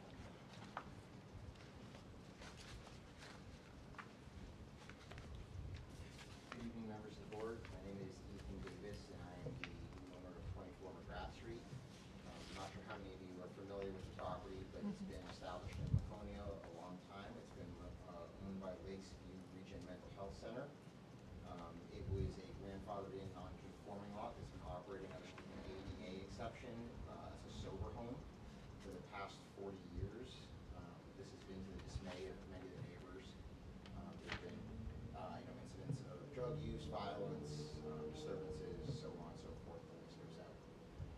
I'm here to request a change from that use to shift it towards low-income housing via a boarding house.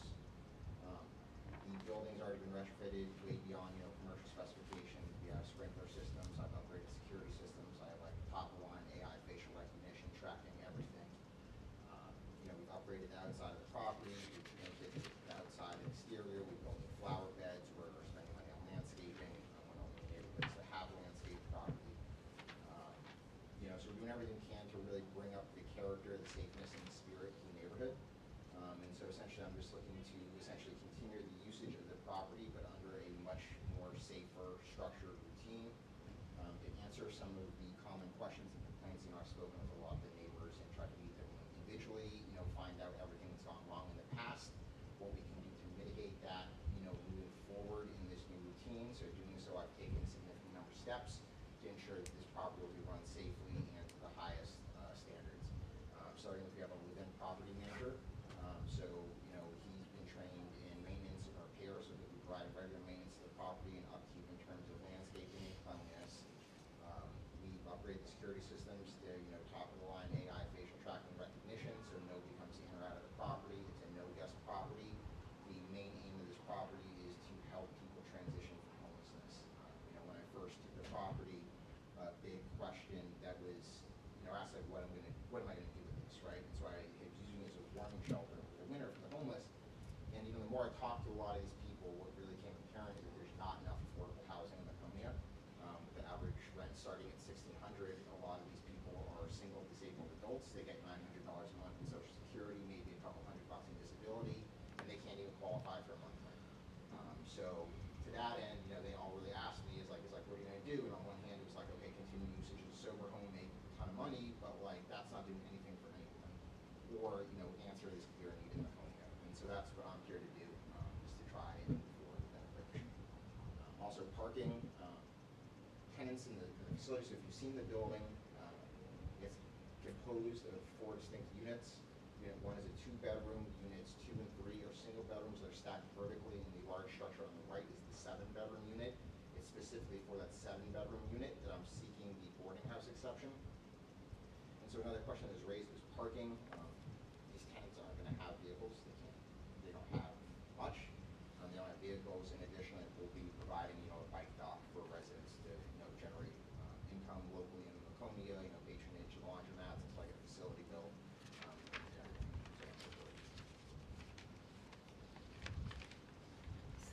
So, Ethan, right? Yes, ma'am. So in a sense, you're going for not the same clientele, but a similar clientele that was already there. People that don't drive, that, you know, that can walk, because this property, many years ago, was when the state school closed, they had to find the least restrictive environment for the residents at the state school. And that's how this became, let's say, a boarding house. And so it's just changed a little bit from that to the sober house, but the same kind of deal is gonna take place in this property. We're just looking for a change in what we're gonna put on the tax map in terms of what we're gonna call the property. Because right now, I think it's listed as single family. No, I mean, essentially what No. I'm trying to avoid is just having to open an LLC with a mission statement of, you know, sober recovery living to justify the continued usage, right? Like, I would like to be able to, I'm working with Ashina over the Community Action Program. She's pre-screening and pre-selected clients. So we're already found it's a, you know, completely sober property. It's not designated a sober house, but there'll be no drinking, drug usage of any kind on the property. She's pre-selecting the tenants for that. So we're getting double screenage on top of that. Obviously, I run background credit checks, and on top of that, all tenants are required to carry $100,000 liability for renter's insurance. Yeah. So that will cover everything on the property, plus anything that could possibly happen out and about. My understanding, and Greg, correct me, what is it? It's currently a charity model. A charity model? Yeah. So, but we are still looking to change what it's going to be called onto the tax map, only Yes. we're gonna be calling it a boarding house. Correct. Okay, so really, it's just a matter of changing the designation. It's a matter of, I think, semantics, that we're going for here. Go ahead. Just curious, so the intention of this property is to transition people from homelessness. But you're gonna subject them to a credit check? So you would actually Just on you would actually be surprised, one, how many people that are transient don't actually have a credit score. A lot of them that I've talked to so far usually have been working cash jobs and as such haven't had like a social safety net of any kind, so when they do get hurt on the job, like for instance, there's one gentleman that he was a pilot for 20 years, he worked with this older gentleman, he was supposed to take over the company in like 6 months, he got in a snowmobile accident, went into a coma, and when he woke up the owner died, the business was liquidated, he had no job and $100,000 medical debt, he had no insurance coverage, and it was like, that was it. He's 50 and now he's homeless for the rest of his life. He gets a social security check and maybe a little disability, but like not enough to afford an apartment in Laconia. Right? But in terms, what I really need to screen is for, you know, evictions, because they are still, like we talked earlier tonight, in the short term and long term. Tenant protections, they're still provided the long-term tenant protections. So I do need to be very aggressive on, you know, prior eviction screenings and things like that, because a big part of what I'm doing differently here with the living property manager is I'm structuring it around like building like a, you know, social fabric in a house, so we're having like community nights, board nights, dinners, things like that. And so to have someone that like wasn't screened properly for that kind of stuff would obviously like undermine the cohesion and, you know, the general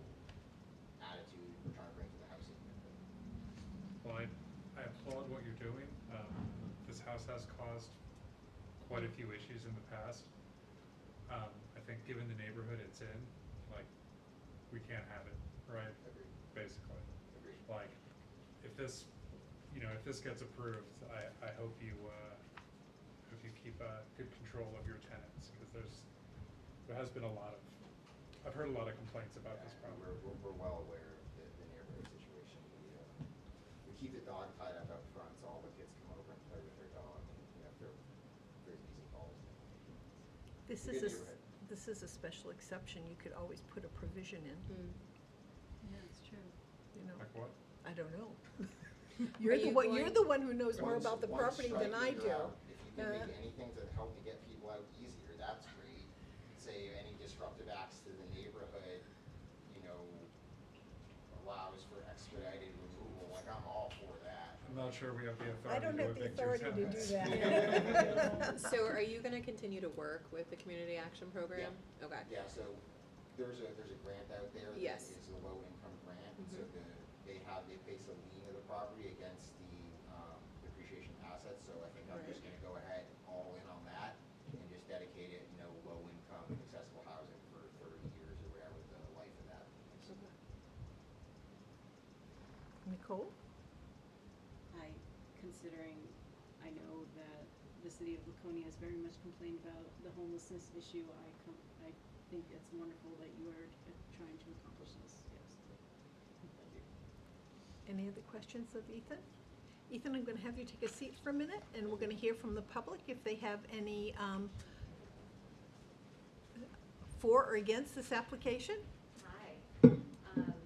Thank you. Mr. Hoffman, I've sent you plenty of emails about this property. I live at 28 McGrath Street, the only home on the street to abut with a property line. Before I get started on my little message here, I just want to try and make something clear or have you clarify. To my knowledge, this home is a 4-unit home, the main residence and the 3 apartments in the back, and if that is correct or incorrect, that would help me.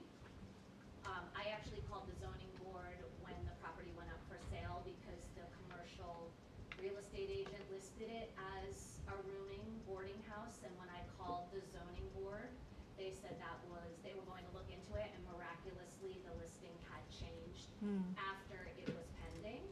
So whether or not the deception was there, but that's the information that I was given, that it was a 4-unit residential. Residential, right? Is that right? I don't think Great. So on the tax map, which has not been updated, it's currently listed as a 4 to 8 unit, and it says occupancy 4, so that essentially 4-unit, yes. A 4-unit. So, moving on. Mr. Davis has shared his intentions for the property, initially sharing he wanted to collaborate with an Easter Seals type of organization, and most recently revising that strategy to operate as a rooming and boarding house. We are sympathetic to Laconia's housing challenges and understand the need for solutions. And Mr. Davis exhibits noble and altruistic intentions, and his goals are guided by the pursuit of entrepreneurship and profitability, which would be achieved to the detriment of the neighborhood, our individual investments, and the quality of life. I've spoken publicly plenty of times about the previous use of a rooming house at that residence, having shared that it's a nuisance, both to us personally, my husband Patrick and I, and the neighbors.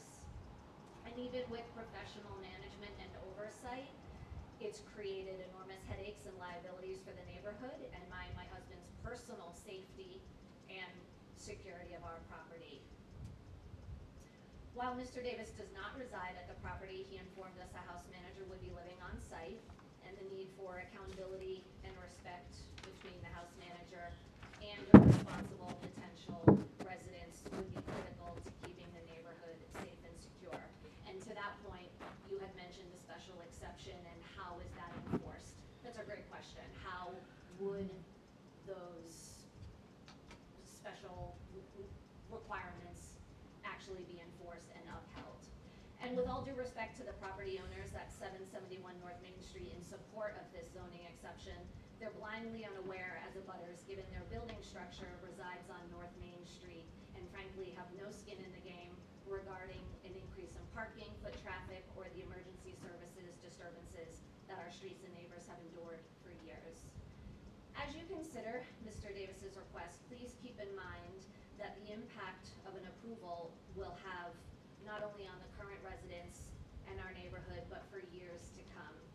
It's in our best interest to reclaim the integrity of our neighborhood after years of disruption. And if this request is approved, I expect all parties involved to be thoughtful and prudent about the type of housing to be created, and to be clear about the standards each of you would demand as property owners next to this property. Do you have any questions? I do. So what is it you'd really like the property to be listed as? That is a great question. I don't know any family that's going to come in that would have parking for the main unit and the 3 other units. That's not essentially my decision. If I had the money, I probably would have bought the house. My husband and I talked about it. Is that an investment opportunity? But the house doesn't afford parking for the 8 rooms there, plus the 3 in the 3 apartments in the back. Mr. Davis wants to work with the community action, whatever that's called, the committee or the housing project. How do you know they're not gonna have cars? The foot traffic, if they don't have cars, then it's going to be in and out. I recognize that there is a need for a solution for housing within Laconia. I don't know if that's it.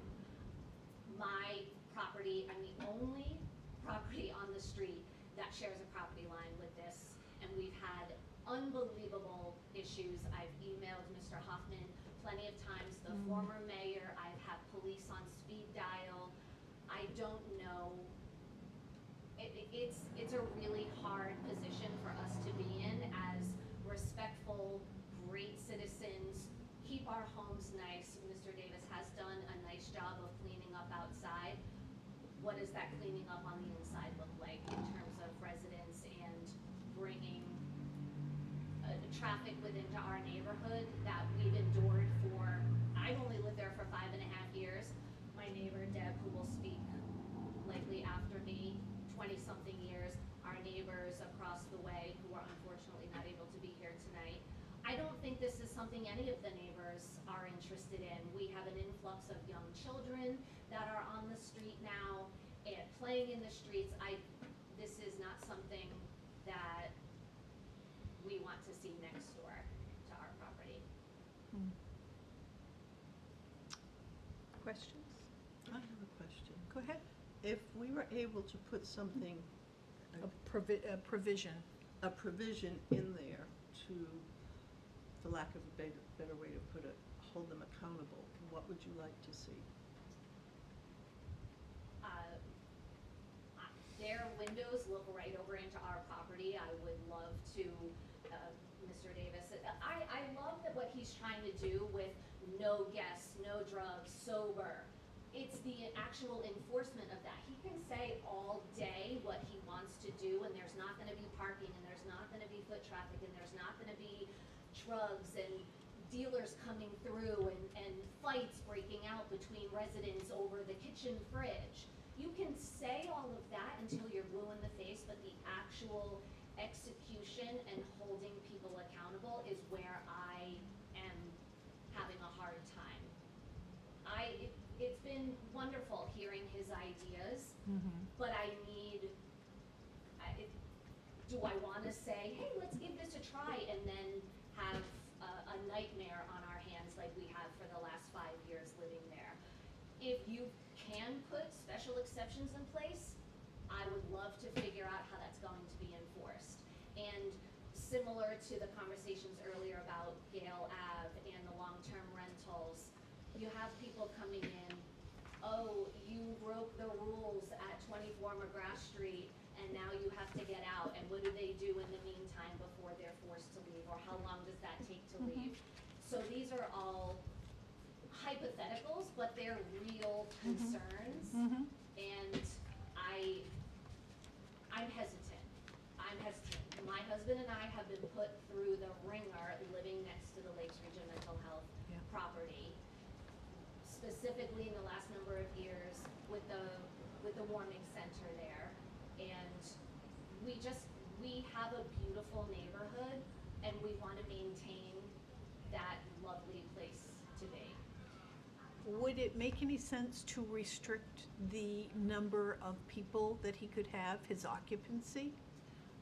I understand there's 7 rooms, 3 apartments in the back. If he's looking to be profitable and have his business, and I respect that wholeheartedly. Everybody can work towards a goal and be an entrepreneur, but that's not for me to say what the restrictions are or the number of homes. No, but you know what you've been experiencing, and I'm just saying, if there were fewer people there, would that mean fewer fights? Would it mean, less problems for you? We talked briefly about, are they allowing couples? Are there going to be, if there's 7 rooms, are there going to be 14 people? Like, what does that demographic look like? Yeah. So I just don't think this is a yes or no. I think that there's many layers to coming to a good solution for how this could be a win-win for everybody. And I just don't know how that would be enforced, or how to get to a win-win for the neighbors, for Mr. Davis and his investment, and for those who look for housing. Would you much rather see it just be a multifamily home, 3 apartments, versus the boarding house idea? I would love to see anything but a rooming house. My experience and challenges is really causing me to pause and say, I'm concerned. We have a lot of homeless issues, mental health issues, especially before it turned into the warming center. It was a home for mentally challenged people, and it was a nightmare. It was a nightmare. I had people coming into my property. I had people chatting my ear off, telling me they wanted to fix my car or wanted to bring ghosts into my house. Like, these are really hard things that we have experienced that have us PTSD right now. So I am concerned about the caliber of residents and how that is going to be vetted and managed and enforced. We could say, like I said, all these amazing things, but how is that actually executed and enforced is my concern. If there was a plan in place, or if they could say A, B, C, and D, and have a manager on property who's going to enforce that or execute it, or I just don't know. When it was professionally managed with Lakes Region Mental Health, it was still a crap show. It was a crap show. So I'm trying to avoid any more disruptions to our neighborhood, try and reclaim that to a lovely place with beautiful homes, caring citizens, children running in the streets and having a great time, and not being concerned about having issues with residents coming in and out that have nefarious intentions. Okay. Anybody else have any questions? Okay, Thank you. have a seat. Is there anyone else who would like to speak on this issue?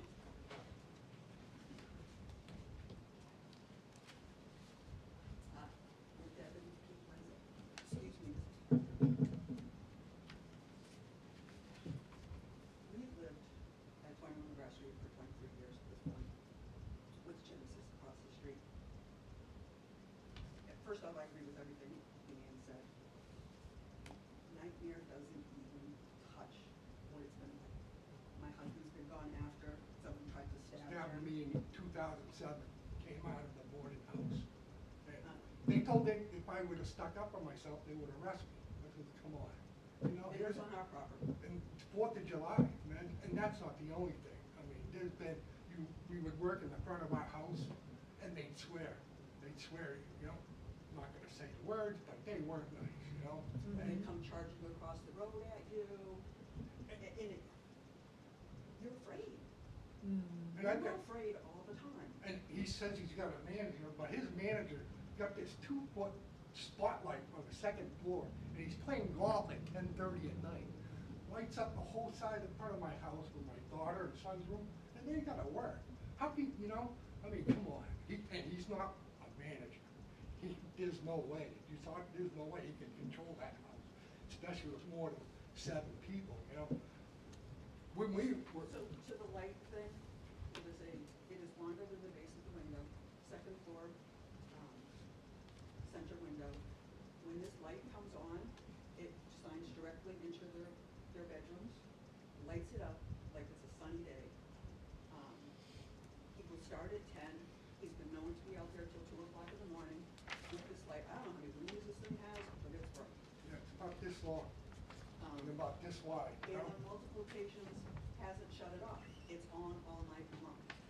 So unfortunately, this is your property manager. If he isn't self-aware enough to realize what his actions are doing to the residents on the street, how is he gonna control 14 to 18 people in that building? Because that's what happened before. When we bought the house 23 years ago, we had a retired Concord policeman living next door. And he told us all the rules, because we weren't told there was a Genesis house, which we were supposed to be told, but we dealt with it. And he came back, he says, you know what, there's only supposed to be 6 people living in that main house.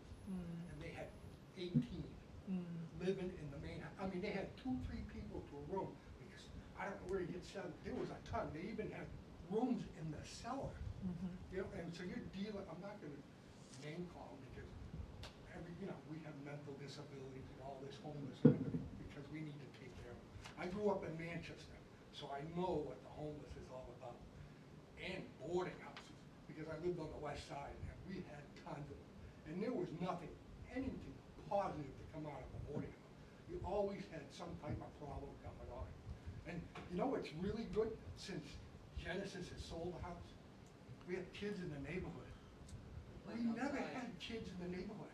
They would never come outside, their parents, we have a school a block away. Now they come, and you're gonna let some, you know, I don't see how you get control. If Genesis couldn't control it, how is he gonna control it? And Genesis has more resources than this gentleman does. Into the sober living, I totally applaud you in what you're trying to do. The problem is controlling it. Genesis was supposed to be a sober house. No. Drug deals going on in the front lawn, you can't control that. Police were there all the time, paramedics, the fire department's there all the time. Yep, even since he bought it, it's like every single week, the alarms are There's going something off, wrong. 8, 9 o'clock at night, you know, and you're saying, you know, somebody's gonna get up, go to work in the morning, you know, how can we hear, you know, when you got the big tanker truck and he's got ambulances and, you know, and they're screaming their siren, and you say, I mean, we gotta get up and go to work in the morning, you know? I mean, I like the sound of kids in the neighborhood again. You know, it's been 23 years, and to me, that's the most beautiful sound you can hear. Them playing in front of your house, up and down, you know, I worry for them, because there's no way. If he rents 7 people, chances are, there's gonna be 7 cars, if not more. Genesis residents did have cars. Yeah, but they don't have parking for 7 cars. They don't have parking even for their tenants out back if they have more than 1 person living in those apartments. There's no way. So, I mean, I get it. I get the housing, I get like everything Leanne said. I totally understand that. We have a mentally ill son ourselves, so we get it. But we can't keep living like this. You know, and if he originally said when he purchased the property, he came over and said he wanted to get Easter seals in and all this kind of stuff, which was great. And my first question to him was, are you gonna live on premises? And he said yes. He does not live on premises. You know, my thought was, if he was living there might be more control. And I honestly have no faith in who he has for a property manager right now. Just from his actions alone. So, you know, I can't keep living in fear of who's across the street from me, unfortunately. I hear you. Yep. and granted, we love Genesis, they, awesome, you know, but they had, like I say, they had the resources. You know, they helped my son, you know, they don't have the resources. Not even the 7. And you know it's not gonna happen, because they're gonna bring guests in on themselves, and the guy they got watching, he's not gonna care. There's no way. I mean, if Genesis was able to go over the rule of 6 and have as many as they did, you know, what's saying, you know? I don't know. I just like the sound of kids. My other concern is if it's rezoned as a boarding house, when he sells it, that distinction goes with it. So even if he is able to control it, which I wish there was some guarantees that could happen, but there aren't, and if he sells it, where are we left? Yeah. Unfortunately. That is true. It would go Especially if he with only it. sells it to make money, you know, once he's got it all. Which is his right, I mean, Yeah. it's doing it, I mean, that's why you buy properties, is, I get that, totally. I mean, that's not my issue, my issue is where we've been, and I just foresee it being the same thing I would again. think safety is. Very good. Thank I'll- you. You're welcome. 1 minute, Miss Ethan. Is there anybody else that wants to speak for or against this before I have Ethan come up? You want to speak for or against it? Well, come up. Sure, absolutely. Can I have your name, please? Brenda Butt is my name. Where do you live, Brenda? I live in Rochester, but I'm his girlfriend, so I'm on the Oh. property working all the time. And I just wanna say, like, I 100% hear the concerns. I have dealt with similar things in the past. I have been doing, house restorations and some rental stuff with my family pretty much since I was a teenager, so like, I've been through it, I know the situation. And I've lived in Portland, Oregon, so I've seen the homeless and drug issues firsthand. And this is the solution to all of these issues because it's still rentable to another sober living place. It's an 8-unit boarding home that's really not usable as anything else. And getting it zoned this way gives us control over the unit in a way that I don't think any of the previous organizations that have run that part of the house have had control. And additionally, we are really hoping that we can have a relationship with the neighbors so that if there is an issue like the floodlights, they can let us know so that we can address it like that minute. We had no idea that this was an issue with our manager who is there 24/7, has never been a manager 24/7 at that property before. So if we have an open line of communication with the neighborhood, we can immediately address that with the manager. And we live like 40 minutes away, we can be there and address it in real time. We can't do that if someone else is renting the whole 8-unit park. Okay. And so I just wanna say that we want to work with everything, and we want to address things in, like, immediately. Okay, thank you, Brenda. Ethan, you have an opportunity to rebut the things that were mentioned by your neighbors. So, Um, sorry, I took some notes while everyone was speaking, and if it's all right with the board, I'd like to face. No, you can't. You are to face and direct your comments to the board. So, you know, the first comment I heard was about, you know, windows directly facing the neighbor's property and how that might raise some privacy concerns. And that was actually an issue that I flagged to the neighbor before it was even brought to the neighbor to me, right? I said, hey, if I was living there, I probably wouldn't want windows staring right at my house.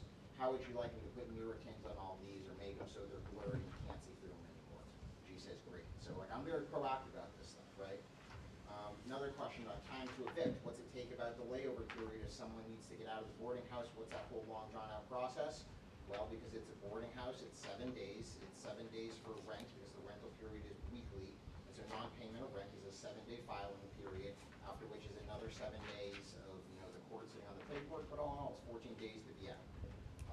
And through that, which obviously, because I am working with Community Action Program, they will be, you know, supported through the whole way, even after leaving housing. Capacity in rooms. So we've already talked about the capacity in rooms, and we've addressed this, and we kind of have a plan. right now, we're thinking in the boarding house, we're gonna allow 2 couples. We have 2 large rooms that have closets. We're gonna allocate those space with closets, because it was noted by the Community Action Program, there's not enough boarding houses that do allow spaces for couples, and as such, couples are disproportionately being left in the tents. And so we've talked about that, so essentially it would be, big unit is gonna be my live-in property manager in unit 7. We'll have 2 married couples, and then the remaining bedrooms are all single. So it'll be 1, say 2, I'll count it up later, but it's a 7 bedroom, so let's 4 times 4, 8, that's 8 people total in that 7 bedroom unit. Is that not right? It's 10. Right? How does, there's 2 married people, that's 4, and then there's 5 units left, so that's 9. So that's 9 people total in that boarding house. And then obviously the 2 bedroom and the 1 bedrooms are market rate. You know, those are just standalone apartments. Like, what happens if someone has a kid? You know, like, am I supposed to say, no, you can't have your kid too because you're over the housing limit on the property? I will, but I won't. Enforceability, everything is airtight in the lease, right? Like everything I've mentioned, all the provisions. You know, we have like very, very aggressive provisions in our lease that are like as landlord friendly as you can get. Like I can inspect with no notice for pretty much anything I want. I can evict you for pretty much anything I want. Like I have the lease like as aggressively legally written as is permissible by the courts. So that's the enforceability of that. We talked about personnel in the past and the inability of personnel in the past. The manager, like she's mentioned, is that like no one's ever lived in the property 24/7, especially not someone that like I am checking, right? Like I mentioned, I already have a good amount of AI cameras, but I'm spending another $3,000. Every single room in that house has an AI camera. If you are not a registered tenant on that property and you step foot on my lawn, I get a text message with a picture of your face, and that says trespasser. Now I can call the police, I can have them moved, I'll find out where they go. You can't step foot in my house without me knowing. Like, I tag your vehicles. If a vehicle pulls in the driveway to drop off a delivery, it's tagged. I get a notification. That license plate is stored, local storage, indefinitely. I can tell you what happened 2 years back on a specific date, in a specific room, by a specific person. I can describe it. I can say, find me a person with a red shirt, and they'll pull up all the footage in the past however long of people in red shirts. Like, I'm not messing with them. Alarms going off on the property. Yes, we've had a dysfunctional smoke alarm on the property that was inherited by me. It's been a nightmare trying to get an alarm contractor on site. That is now resolved. We have Mango Security. That's been updated. The fire chiefs are briefed in. Everything is on contract and should be good to go. So no more alarms going off. And agreed, sound of the kids in the neighborhood is my favorite thing too. Like, I'm literally out here buying kickballs and wiffle balls for the kids in the neighborhood because I enjoy the kids in the neighborhood. I enjoy having a wholesome neighborhood. That's important to me. And then, you know, on a personal note, I kept hearing profit motive, profit motive, profit motive, and I want the record to stand that this is not a profit motive. A little backstory about me is that I was homeless when I was a teenager, and I was in a boarding house, and I had to climb my way out of fucking poverty. Now I'm opening a boarding house so I can give other people the same opportunity. So it's not just profit motive, it's mobile. It's like this is what I want to do, right? Because there's more meats. And then, you know, the other question is, what if nothing changes? Okay, so you don't want me to run it in a boarding house? Great. I'll just go master lease the whole place to a nonprofit who's running a sober house, and I'll let them stack that thing to fucking roof with bunk beds. You know what? I'll be great. You can have 50 people in there. There's no statute saying I can't, but I want 20 grand a month in lease. I can do that. That's well within my legal rights. But you know what? It's not a profit motive. I am here trying to do the right thing by the people of Laconia, by the master plan, by the neighborhood. And it's unfortunate that they don't realize that this is a silver or lead situation. The silver being is, hey, we run this by a tightly regulated boarding house, we control who goes in, and we do it well, and we keep it clean, and we bring up the property values of the neighborhood. The lead is we say, no, you can't do this, and I have to default to going back to actually making this place affordable and having a mortgage payment that I can afford, and I'm gonna master lease it to a nonprofit who's gonna do what they're gonna do with it. Could be another Genesis, who knows, whoever's gonna pay, right? And like, that's not what I want. But like, I am invested in this, and if it doesn't work, I have to do what I have to do, right? Is there anything else, Ethan? That's it. Thank you very much. If there, at this point, I will close the public portion of the meeting, and we will just have board discussion. So, Eric, you have more history on this property than I do. Yeah. So why don't you fill us in here? Well, I just know that there's been a lot of complaints about residents on the property in the past. You know, when this first came to my attention, looking at where it's situated, my first thought was, how did this ever get through the zoning board? But it was years and years ago. It's been a long time, Yeah. right? Yeah. I don't know, I have a lot of thoughts about this, but I think we should stick to the legality of it, and, you know, it is a special exception, this is a use that is. It is permitted. It is a permitted use. It is a permitted use, yeah. I think, I guess, devil's advocate, if you look at the special exception criteria with an eye to, is there a cause to deny this? It is hard to make an argument that what they're describing is a worse condition than exists. It's hard to argue that this is going to generate more stress on city services than it's already caused, right? Mm-hmm. So it's kind of a weird spot, you know. It has been basically this for a long time. Mm-hmm. So on what grounds would we deny a special exception? So that's where I'm at with it. I think we should.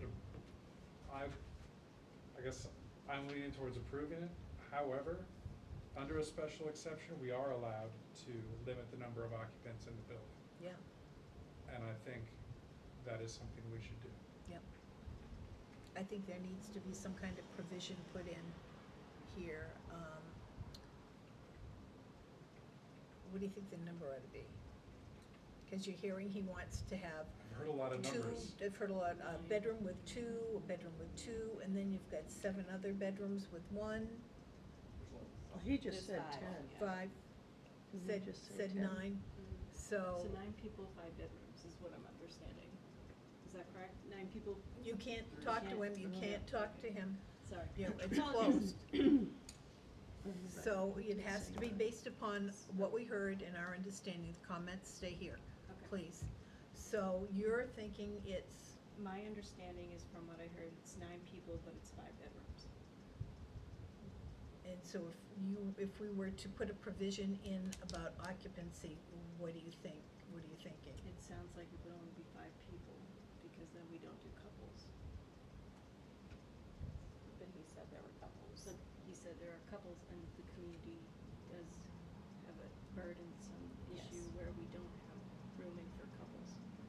Which is a huge one. Yeah. So what are you thinking about? Are you thinking, would you be in favor of limiting occupancy?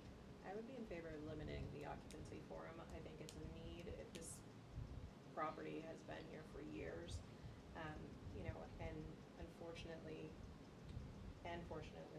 it's something that could be a very amazing thing for this community, and it's something that could also be a detriment to this community. However, I think because of the way that it's zoned and how it is, we have no choice but to say that we would approve it. What would be your thoughts on an occupancy number? Because I agree with Eric. I think if we have the right to do that, I think that's where we need to go. If, Based off of what he said, with, you know, having the ability to have 2 couples and then 5 additional bedrooms, I think we should cap it at 10 or 9 where he is. I mean, I think we should put a cap on it for sure. I think that that's necessary. Did you say there was gonna be a property manager living there? So that would be the 10. That's one of the bedrooms. Okay.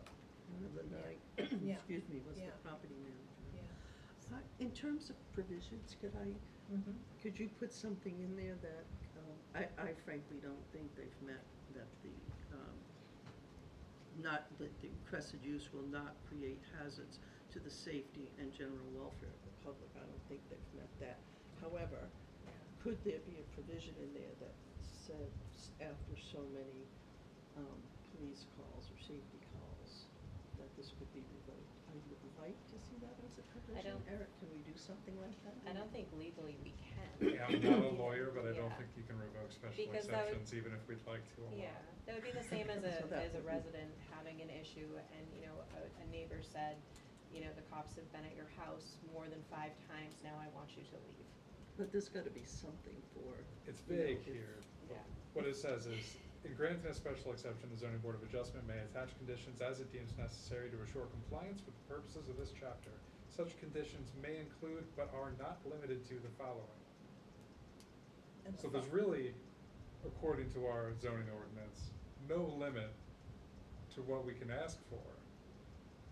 But I think we should be careful that we ask for things that are enforceable. Right. And occupancy is something that's definitely would be enforceable. I'm thinking that in order to improve the safety of the neighborhood, that we really reduce the occupancy. I think 10 is too many. I know you wanna have couples, and that's 4 people. I was thinking Are you 8 or thinking- 9. are you 8 or thinking 9? five? Yeah, 9. I know that really doesn't make sense given the number of bedrooms that are there. Right. I like 8, Eric. 8, yeah. But I think 9, just personally with the property manager on site, I think that 9 is a fair number. And so the 9th person Would be is the that property property manager. manager. The 9th person is the property manager. So that could be part of the stipulation, is the 9th person has to be the property manager. But I think, Eric, you make a good point that it's been used like this, it hasn't been effective, but we can't say that it's going to be worse than Or what, better. Yeah. Especially, is- we can't speculate. you can't speculate.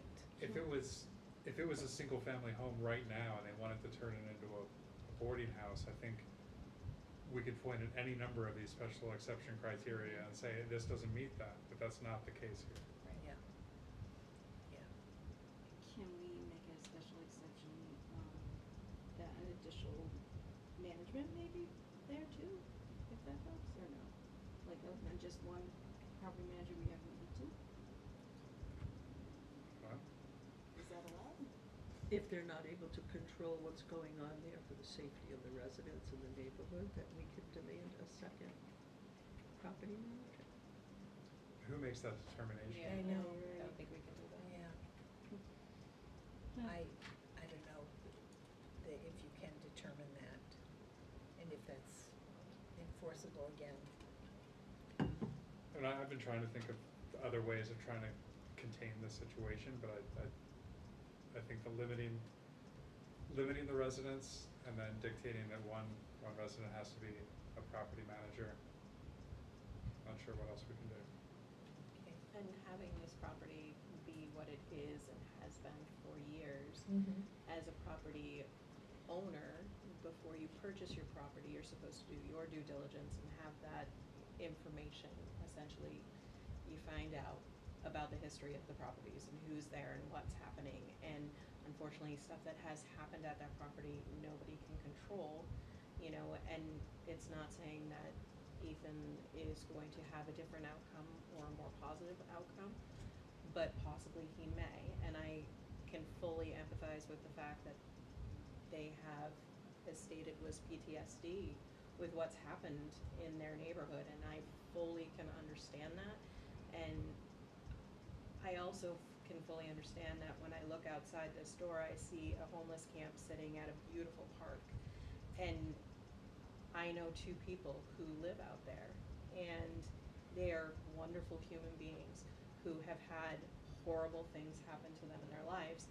And they have the ability to have a place like this that would give them a safe place to lay their head down, rather than sleeping outside amongst the Christmas trees when we have, to celebrate Laconia. I understand fully how they feel, and I really think that if we limit, give that occupancy and say, this is what it needs to be, this is, if it deviates from this, then this is a whole other ballgame at that point. But if we can set that in stone to say that this is what it is, including the property manager, there are 9 people who are allowed to be there. It is monitored. He's got, these cameras, and he has the police department on speed dial, the fire department, EMS, the community action program will be working with him, which I would assume means the Partnership for Public Health will also be involved. I think it's a really great opportunity to have a different light kind of shown on the situation. Okay. Somebody want to make a motion? This is a special exception, not a variance. The criteria, I have it in front of me if anyone needs to read through it. Eric, I think maybe, do you have it? Or would you like? I think it's in the application, right? Okay. I move to approve application ZB 2026-056, 24 McGrath Street, for a special exception for the use of boarding room and lodging house, which is authorized in the zoning ordinance table of permitted uses, Article 5, Section 235-26, and Chapter 235, Attachment 2 to 1. Facts in support of granting the special exception as listed in the application. And You gotta add that provision though. Yes, Because that's and- not in there. we are attaching conditions of limiting the occupancy to 9, Which includes. including one of which is the property manager. Do I have a second? I'll second it. Thank you, Tara. Discussion? All in favor? Okay. It is considered a boarding house, but you will be limited to 9 people for occupancy, one of which has to be the property manager. I just want to confirm that applies just to unit 4, the boarding house. The boarding house. Not counting the head count of the standard. Nope, your boarding house. You're welcome. Last one for the evening. Let's hope we can get out of here quickly. 169 North Street. Last one. Good evening. Good evening. Good evening. Before we start, I gotta say, I've never done this before, and it's been very interesting. Is that good or bad? Interesting, good or bad? Interesting. Let's leave it at interesting. Okay. They didn't go the way I thought they were gonna go, and, you don't have easy jobs. So, it's been very, eye-opening. Yeah, the last one was a tough one. Well, actually, the last two have been tough. Yeah. So you are whom? My name is Tim Dinan, I live at 169 North Street. Okay. And how can we help you? And I also live at 169 Oh. North Street. Well, welcome. Thank you. And how can we help you? I'm looking for a variance on the front of the house. I want to put a farmer's porch on. The actual numbers on the chart or picture that you have. Yeah. The yellow line, it's literally 20 feet from there to the house. So basically what I'm asking for is a 1 foot, because it's going to be a 6 foot farmer's porch. 1 Yeah. foot forward to it, closer to the street than allowed. You are in the RG zone, and the RG zone says your front setback is 15 feet. Correct. So you want to extend 6 feet, is that Yep, right? 6 Into feet from the in front. from the front of the house. Yeah. Okay, so, all right.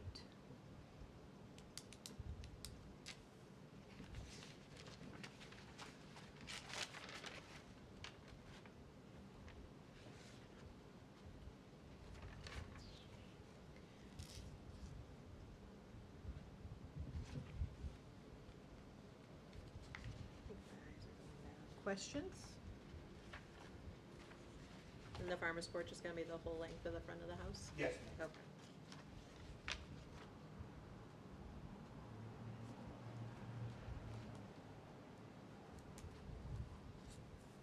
So, and I don't see anybody left here that's gonna argue with your request. No, I've actually spoken to all my neighbors, and they're all very happy with what Yeah. we're already done with the property. It was built in the 50s, and it was very dated, and Yeah, so we kind of got it up to what's around us. Yeah. so that's gonna leave you approximately 9 feet to the front property line.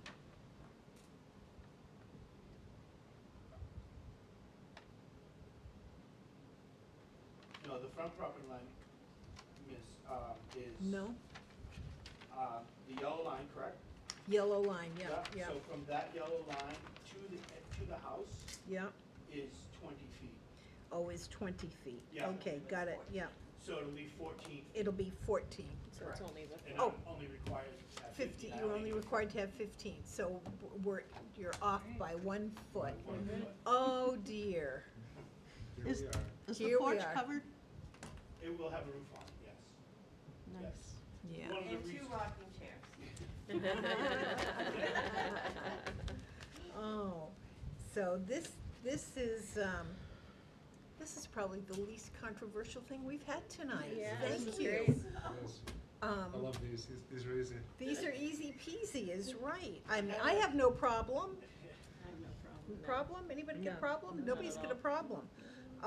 So I'll make the motion to grant application ZB 2026-40, no, that's the wrong one. That's Excuse the me, wrong Chair. person. Here we You might are. have I to got it, public I got it. Public comment? Oh, public comment, I'm open sorry, close you're it. right. out there. No one's out there, but anyway, I have to close, I'm sorry. I'm going to close the public comment portion, and I'm going to open it up for board discussion. Is there any board discussion? I'd just No. like to point out that for number 3, granting the variance would do substantial justice. The applicant wrote, "This will make wife and family happy." Happy, I like that one, I like that one. Over that one. I like that. That is maybe the best response I've ever seen to that question.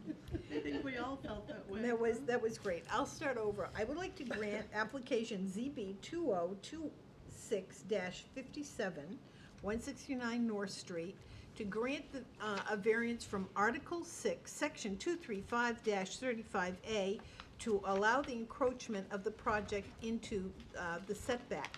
And we'll go down through the variance criteria. The first one is, will it change the character of the neighborhood? We are putting on a farmer's porch, I think, is going to enhance the character of the neighborhood. And so therefore, if it doesn't diminish from the character of the neighborhood, then criteria number 2 is automatically met. It will meet the spirit of the ordinance. Number 3, which has to do with substantial justice, there is no benefit to the public by denying it. We only would benefit the owner, so there's no, so therefore it is met because we're going to give justice to the owner by granting this.